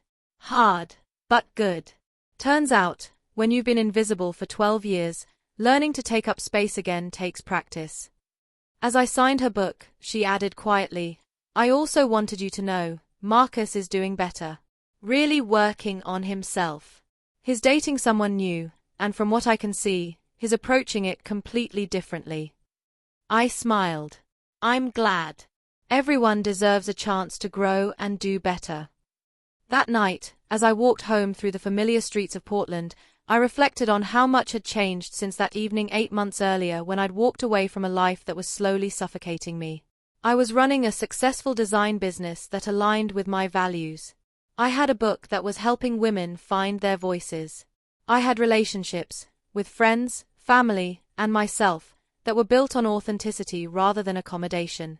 And I was single, but not in the desperate, searching way I'd been before Marcus. I was single in the way that meant I was complete on my own, open to partnership but not desperate for it, clear about what I would and wouldn't accept from another person. If someone had told me a year earlier that the best thing that would ever happen to me was walking away from my wedding in front of 150 people, I would have thought they were crazy. But sometimes the most public failure turns out to be the most private victory. Sometimes the best revenge against people who expect you to shrink yourself is simply refusing to get smaller. Sometimes the most radical thing you can do is take up the space you're entitled to. And sometimes the greatest love story you'll ever have is learning to love yourself enough to refuse to settle for less than you deserve. 1 year after my wedding walkout, I was sitting in a coffee shop in San Francisco, working on my second book proposal, when a familiar feeling washed over me. It was that flutter in my chest that I'd learned to recognize as my intuition trying to get my attention, the same feeling I'd ignored for months while planning a wedding that would have been the wrong life for me. This time, though, the feeling wasn't warning me away from something. It was pointing me towards someone. His name was Daniel Kim, and he was sitting 3 tables away, completely absorbed in what looked like architectural drawings spread across his table. There was something about the way he worked, focused but not frantic, passionate but not obsessive, that caught my attention. When he looked up and caught me staring, instead of feeling embarrassed, I found myself smiling. He smiled back, and something in that exchange felt different from any interaction I'd had with a man since Marcus. "Are you the author?" he asked, walking over with his coffee. "Rebecca Chen? I thought I recognized you from your book jacket photo." In the year since my book had come out, I'd gotten used to being recognized occasionally. Most of the time it was by women who wanted to share their own stories or thank me for giving them courage. But this was the first time a man had approached me about the book, and I wasn't sure what to expect. I said cautiously. "Have you read it?" "My sister made me read it," he said, and then quickly added, "I'm glad she did. It made me think about a lot of things I'd never considered before." He gestured to the empty chair across from me.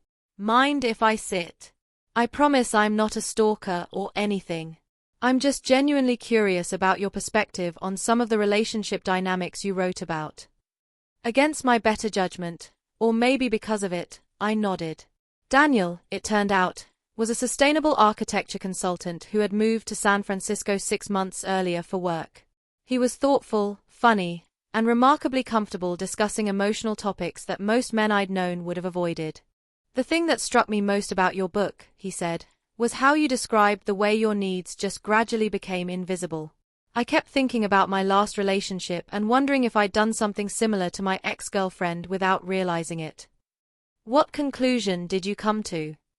He grimaced. "That I probably had. Not in the same dramatic way as your situation, but in smaller ways. Assuming she'd be flexible when I couldn't be, expecting her to adapt to my schedule and priorities without really considering what that meant for her life. This was definitely not a conversation I'd expected to be having with a stranger in a coffee shop. We talked for 2 hours, about everything from relationship dynamics to career choices to our shared love of hiking. When he finally looked at his watch and realized how long we'd been talking, he seemed genuinely surprised. "I'm sorry, I completely monopolized your afternoon. You were clearly trying to work." "Actually," I said, closing my laptop, "this was much more interesting than what I was working on. Would you maybe like to continue the conversation over dinner sometime? I promised to talk about something other than your book." I almost said yes immediately, then stopped myself. One of the things I'd learned over the past year was the importance of slowing down, of really getting to know someone before getting swept up in the excitement of a new connection. "I'd like that," I said. "But I should probably mention that I'm still figuring out what I want from dating. I'm not looking for anything casual, but I'm also not ready to jump into anything serious. I'm kind of in an experimental phase of figuring out what healthy relationships actually look like." Instead of looking put off by my honesty, Daniel nodded thoughtfully. "That makes perfect sense, given everything you've been through. And honestly, I'm in a similar place. I'm trying to unlearn some patterns from my past relationships and figure out how to be a better partner." 3 weeks later, we had our first official date. Daniel took me to a small restaurant in the Mission District that specialized in fusion cuisine, Korean-Mexican fusion, specifically, which seemed appropriate given our respective backgrounds.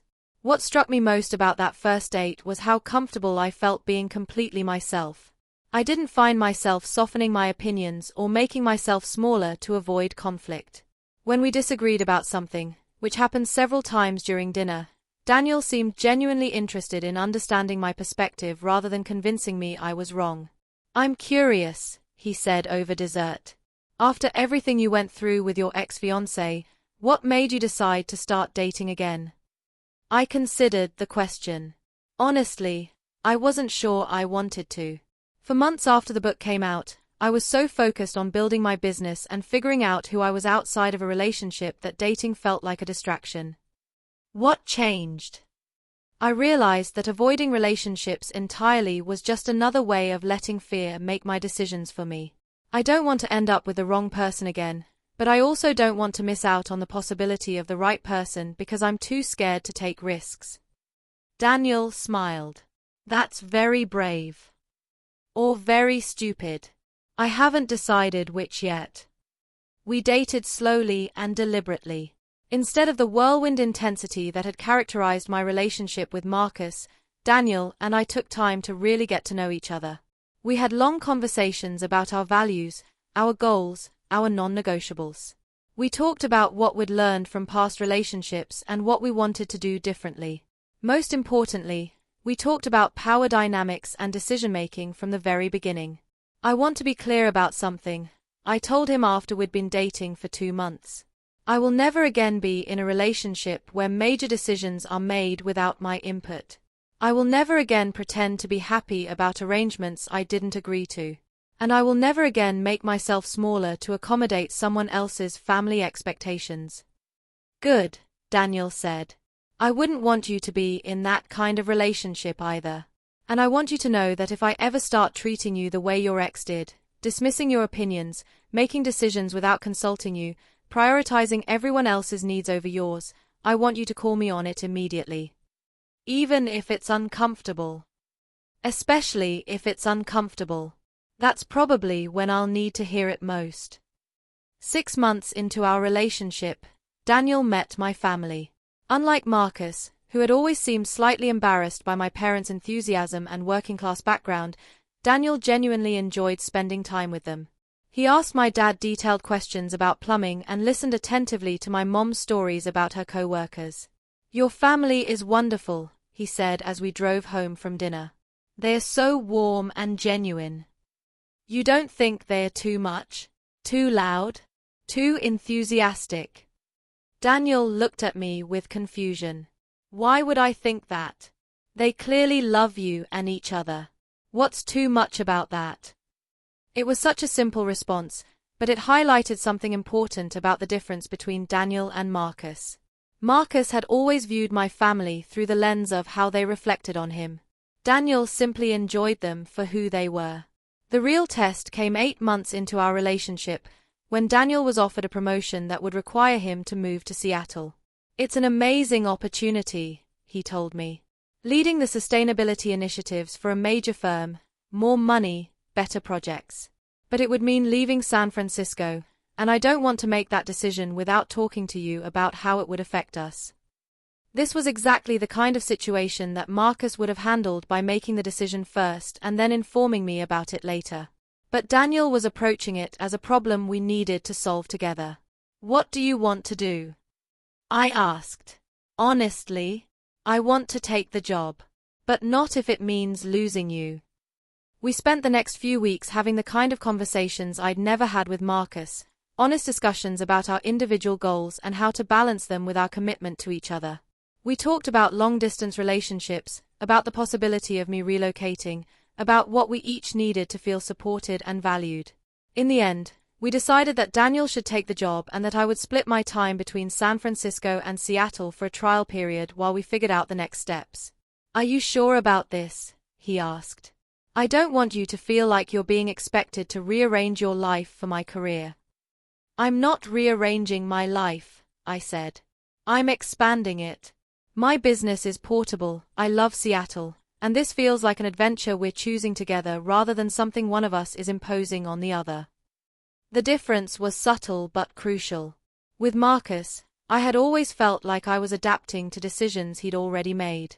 With Daniel, I felt like we were making decisions together, both of us willing to adjust our plans to accommodate what worked for our relationship. 1.5 years into our relationship, Daniel proposed. Not at sunrise on a mountaintop with a ring he'd chosen without my input, but at my kitchen table over morning coffee, after we'd spent months talking about marriage and what it meant to both of us. "I love you," he said simply. "I love the way you think, the way you stand up for what you believe in, the way you've built a life that reflects your values. I want to spend my life supporting your dreams and sharing mine with you. Will you marry me?" The ring was perfect, not because it was expensive or flashy, but because he'd chosen it based on conversations we'd had about my taste, my lifestyle, my preferences. It was a decision made with me, not for me. "Yes," I said, and this time I meant it with my whole heart. Planning our wedding was everything my first wedding experience hadn't been. We made every decision together. We prioritized what mattered to us over what would impress other people. We kept the guest list small and focused on people who truly supported our relationship. And when Daniel's aunt suggested that maybe I could help entertain the few children who would be attending, Daniel immediately responded, "I think we'll hire a babysitter so Rebecca can enjoy her own wedding." Just like that. No drama, no arguments, no need for grand gestures. Just a partner who understood that my happiness on our wedding day was as important as everyone else's. The wedding was beautiful, intimate, and exactly what we both wanted. As we danced our first dance, to At Last by Etta James, the song that had been taken away from me the first time, I felt something I'd never experienced before, the peace that comes from being truly seen and valued by another person. But the most meaningful moment came during the reception, when Amy stood up to give a toast. 2 years ago, she said, I watched my sister walk away from a wedding that would have been wrong for her in every possible way. It was one of the scariest and bravest things I'd ever seen anyone do. And now I get to watch her marry someone who loves her exactly as she is, someone who makes space for her to be her full self. Rebecca, you've shown all of us what it looks like to refuse to settle. Thank you for that gift. As I looked around at the faces of people who truly knew and loved both Daniel and me, I realized something profound. The best revenge against people who expect you to disappear isn't dramatic gestures or public confrontations. It's building a life so full of authentic joy, meaningful work, and genuine love that their smallness becomes irrelevant. It's refusing to shrink, choosing to grow, and never again accepting less than you deserve. 2 years after my wedding walkout, I received an email that would change my perspective on the entire experience. It was from a woman named Michelle in Austin, Texas, and the subject line simply read, "You saved my daughter's life." Dear Rebecca, the email began, I'm not sure how to write this without crying, but I need you to know what your story did for my family. Michelle went on to explain that her 19-year-old daughter had been in an abusive relationship with a boyfriend who had gradually isolated her from friends and family.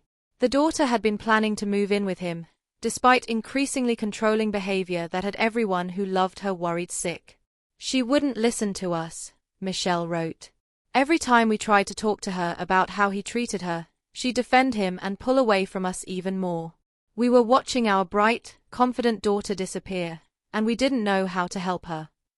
Then, Michelle explained, her daughter had seen a video of my wedding speech that someone had shared on social media. She called me crying after she watched it. She said hearing you talk about how you'd gradually made yourself smaller, how you'd stopped voicing your opinions to avoid conflict, made her realize she was doing the same thing. She said if someone as accomplished as you could almost disappear in a relationship, maybe what was happening to her wasn't normal either. The daughter had ended the relationship the next day and moved back home. She was in therapy now, rebuilding her sense of self and learning to trust her own instincts again. I don't know if you realize this, Michelle's email concluded, but your decision to walk away from that wedding didn't just save your own life. It saved other lives too. Thank you for being brave enough to show the rest of us what courage looks like. I sat in my Seattle apartment. Daniel and I had officially moved there 6 months earlier, staring at that email and crying. In the 2 years since my wedding disaster, I'd received hundreds of messages from women sharing their own stories. But this was the first time someone had told me that my choice had directly influenced someone else's decision to leave a dangerous situation. It made me realize something important about the nature of courage. It's contagious. When one person refuses to accept unacceptable treatment, it gives other people permission to examine their own lives and make different choices. That email arrived the same week I was putting the finishing touches on my second book, The Space Between Yes and No, Setting Boundaries That Stick. Where my first book had been primarily memoir, this one was more practical, a guide for women who wanted to learn how to advocate for themselves in relationships, work situations, and family dynamics. The book tour for the second book was different from the first.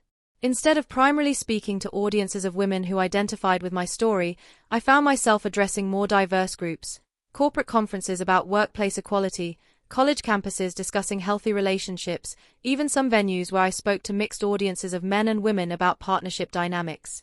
One of the most meaningful stops was at a community college in Ohio, where I was speaking to a group that included many older women who had returned to school after years of focusing on family responsibilities. During the Q&A, a woman who looked to be in her 50s raised her hand.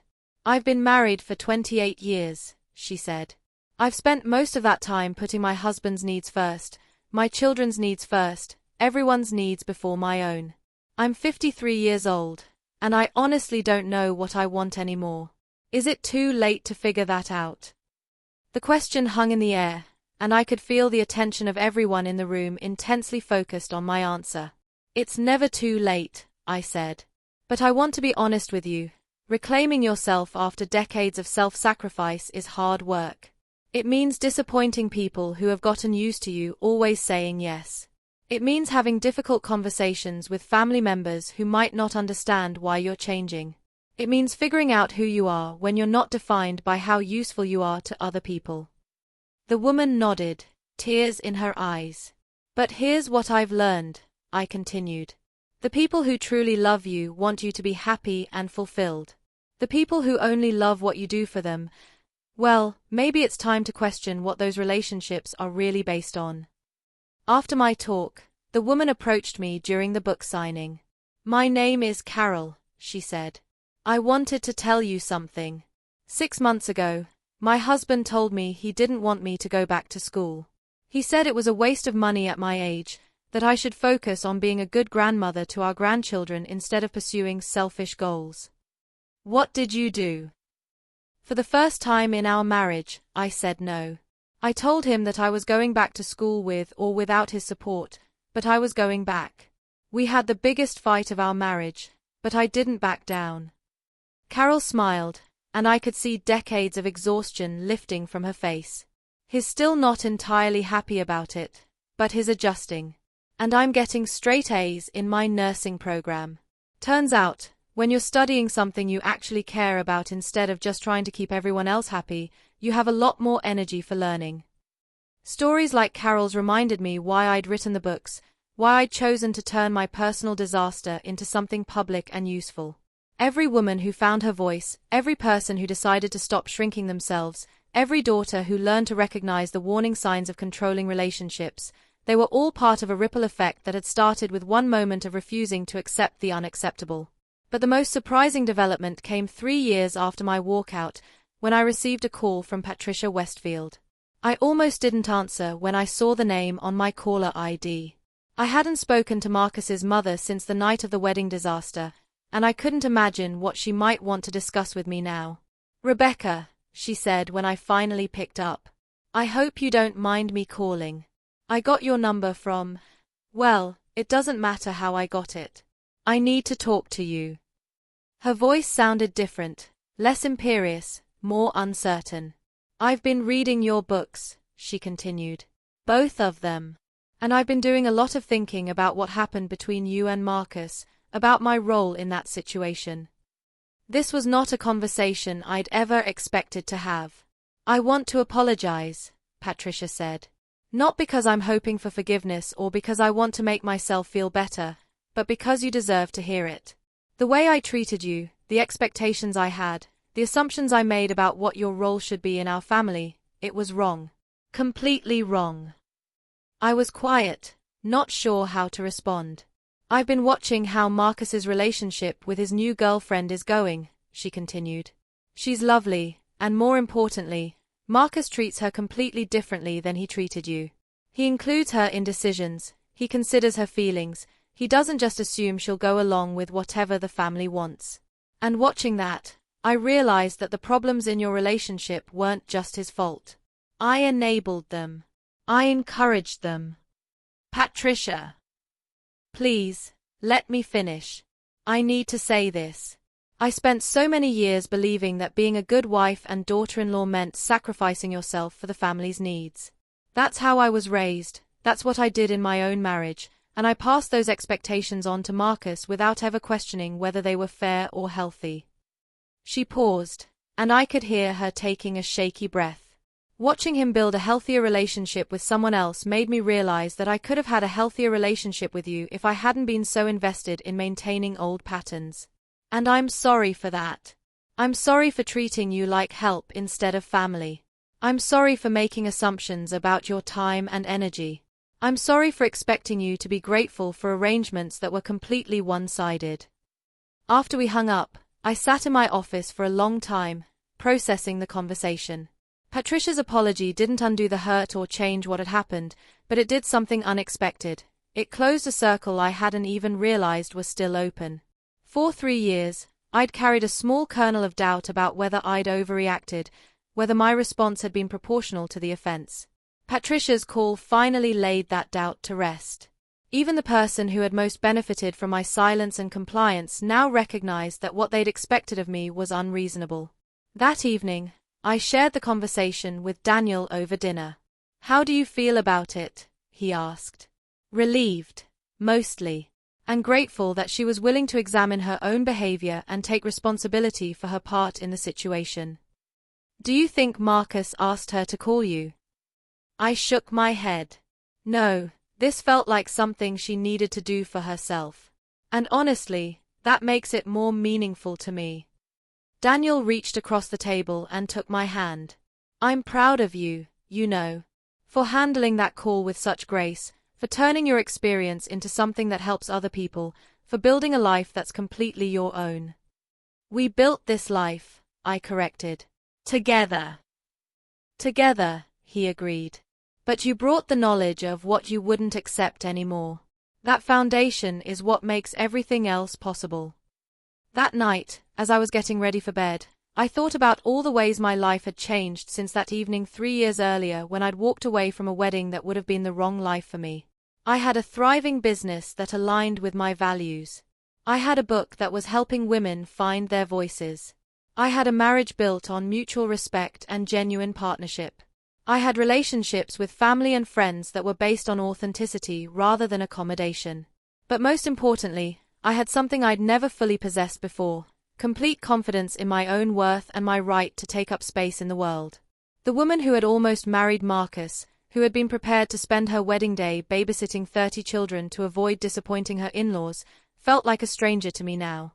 Not because I judged her or felt ashamed of her, but because I could barely remember what it felt like to be so disconnected from my own needs and desires. If someone asked me now whether I regretted the dramatic way I'd ended my engagement, I would tell them that it was the best decision I'd ever made. Not because public confrontation is always the answer, but because sometimes you have to be willing to create a scene in order to save your own life. And sometimes, when you save your own life, you accidentally give other people permission to save theirs too. 5 years after my wedding walkout, I was standing in front of another altar. This time, though, I wasn't the bride, I was the officiant. After everything I'd learned about marriage, relationships, and what it really means to commit to another person, I'd gotten licensed to perform weddings. It felt like the perfect way to help other couples start their marriages with intention and clarity. Today's couple was Sarah, my former maid of honor, and her partner Alex.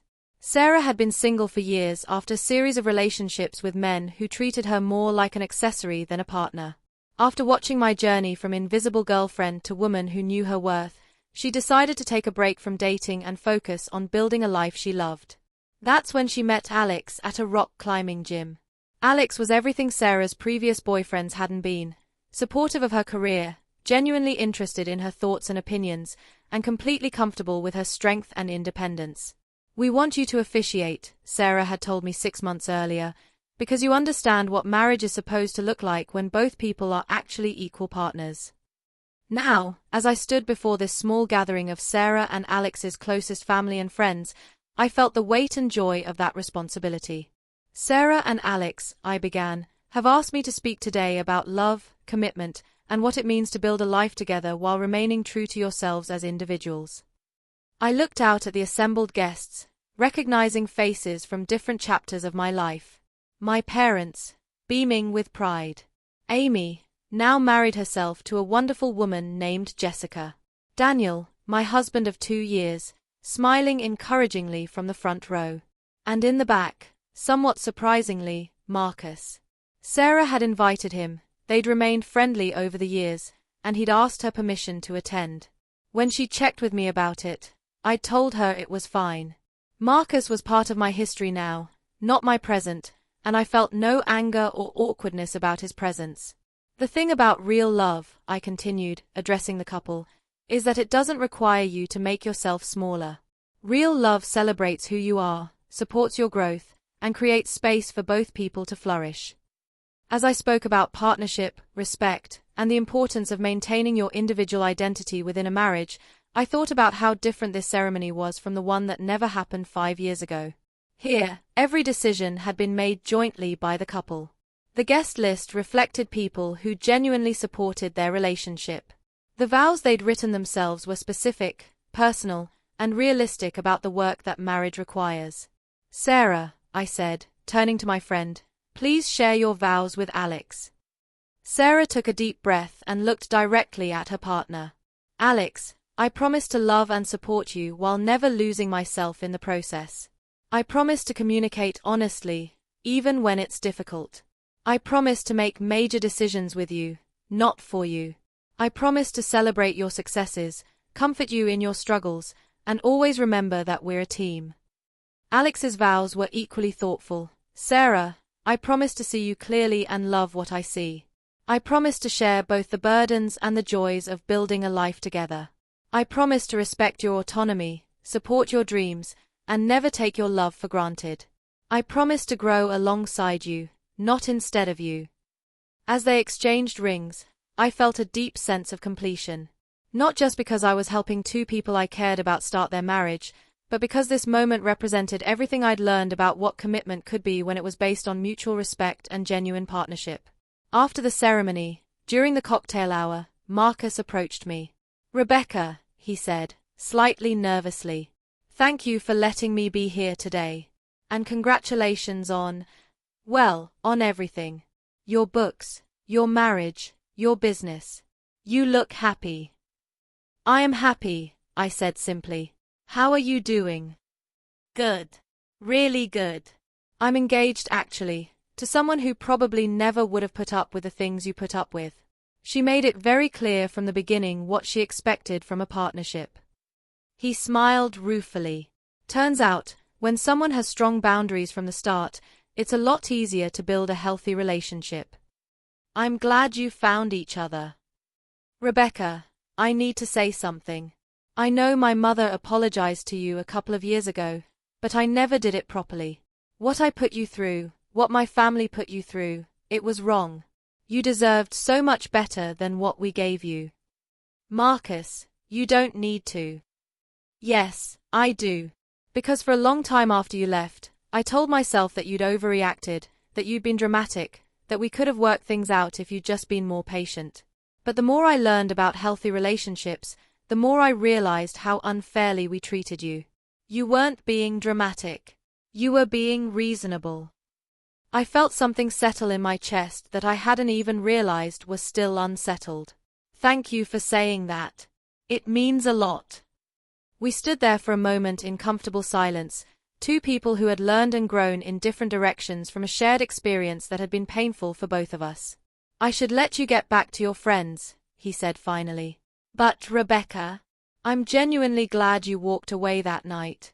Not because I didn't want to marry you, but because you deserve to find someone who saw you clearly from the beginning.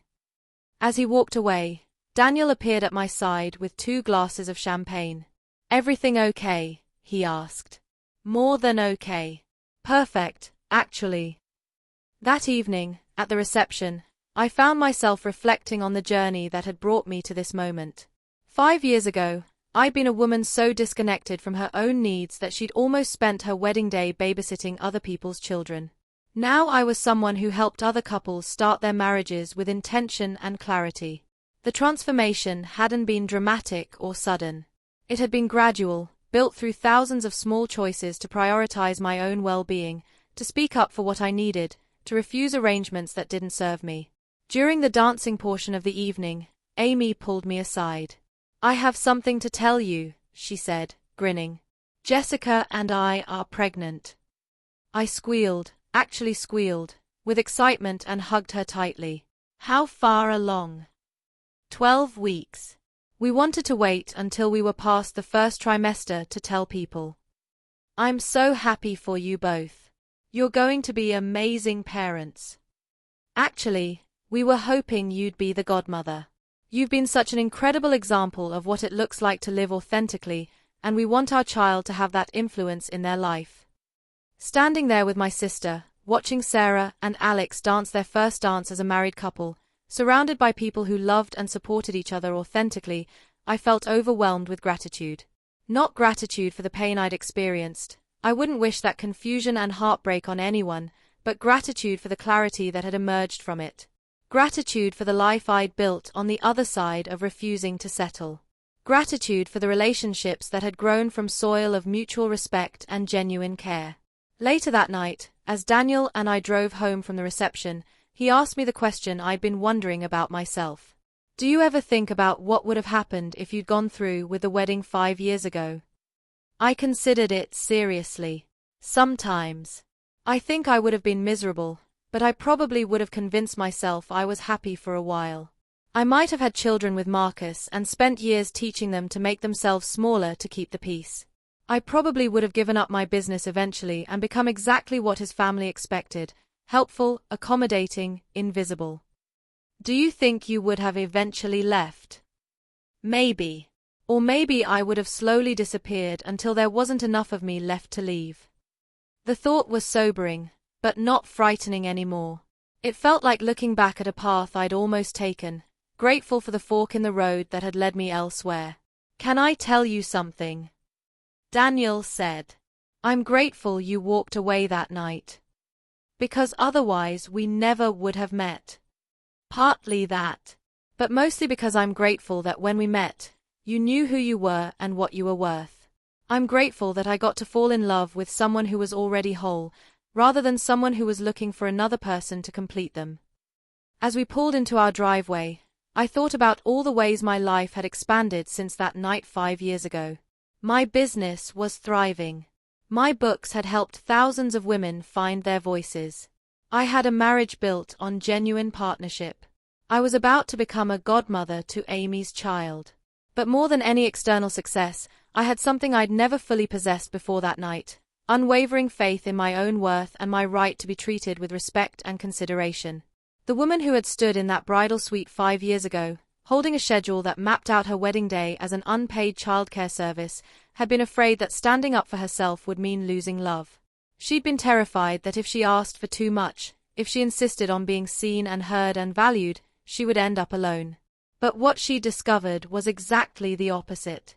The more clearly she knew her own worth, the more she attracted people who could see and appreciate that worth. The more boundaries she set, the healthier her relationships became. The more space she claimed for herself, the more room there was for genuine love and connection. Standing in my living room that night, looking at photos from Sarah and Alex's wedding on my phone, I felt something I'd never experienced in all my years of searching for love: complete contentment with my life exactly as it was. Not because it was perfect, no life ever is, but because it was mine. Every choice, every relationship, every commitment was something I'd entered into freely, with full awareness of what I was giving and what I was receiving in return. And if someone had told that terrified woman in the bridal suite 5 years ago that the best thing she could do for her future happiness was walk away from her wedding in front of 150 people, she probably wouldn't have believed it. But sometimes the most terrifying leap is exactly the one you need to take.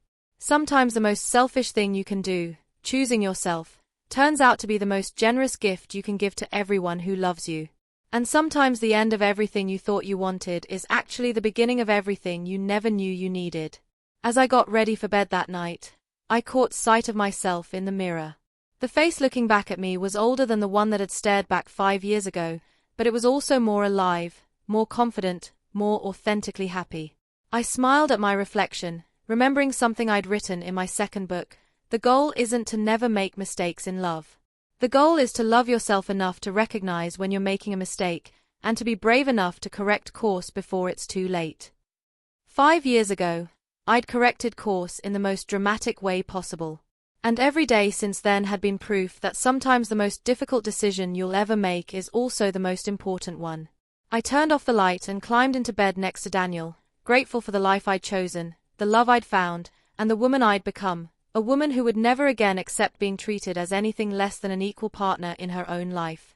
And as I drifted off to sleep, I thought about all the women who might be reading my story right now, wondering if they have the courage to demand better for themselves. To them, I want to say this: you do have the courage.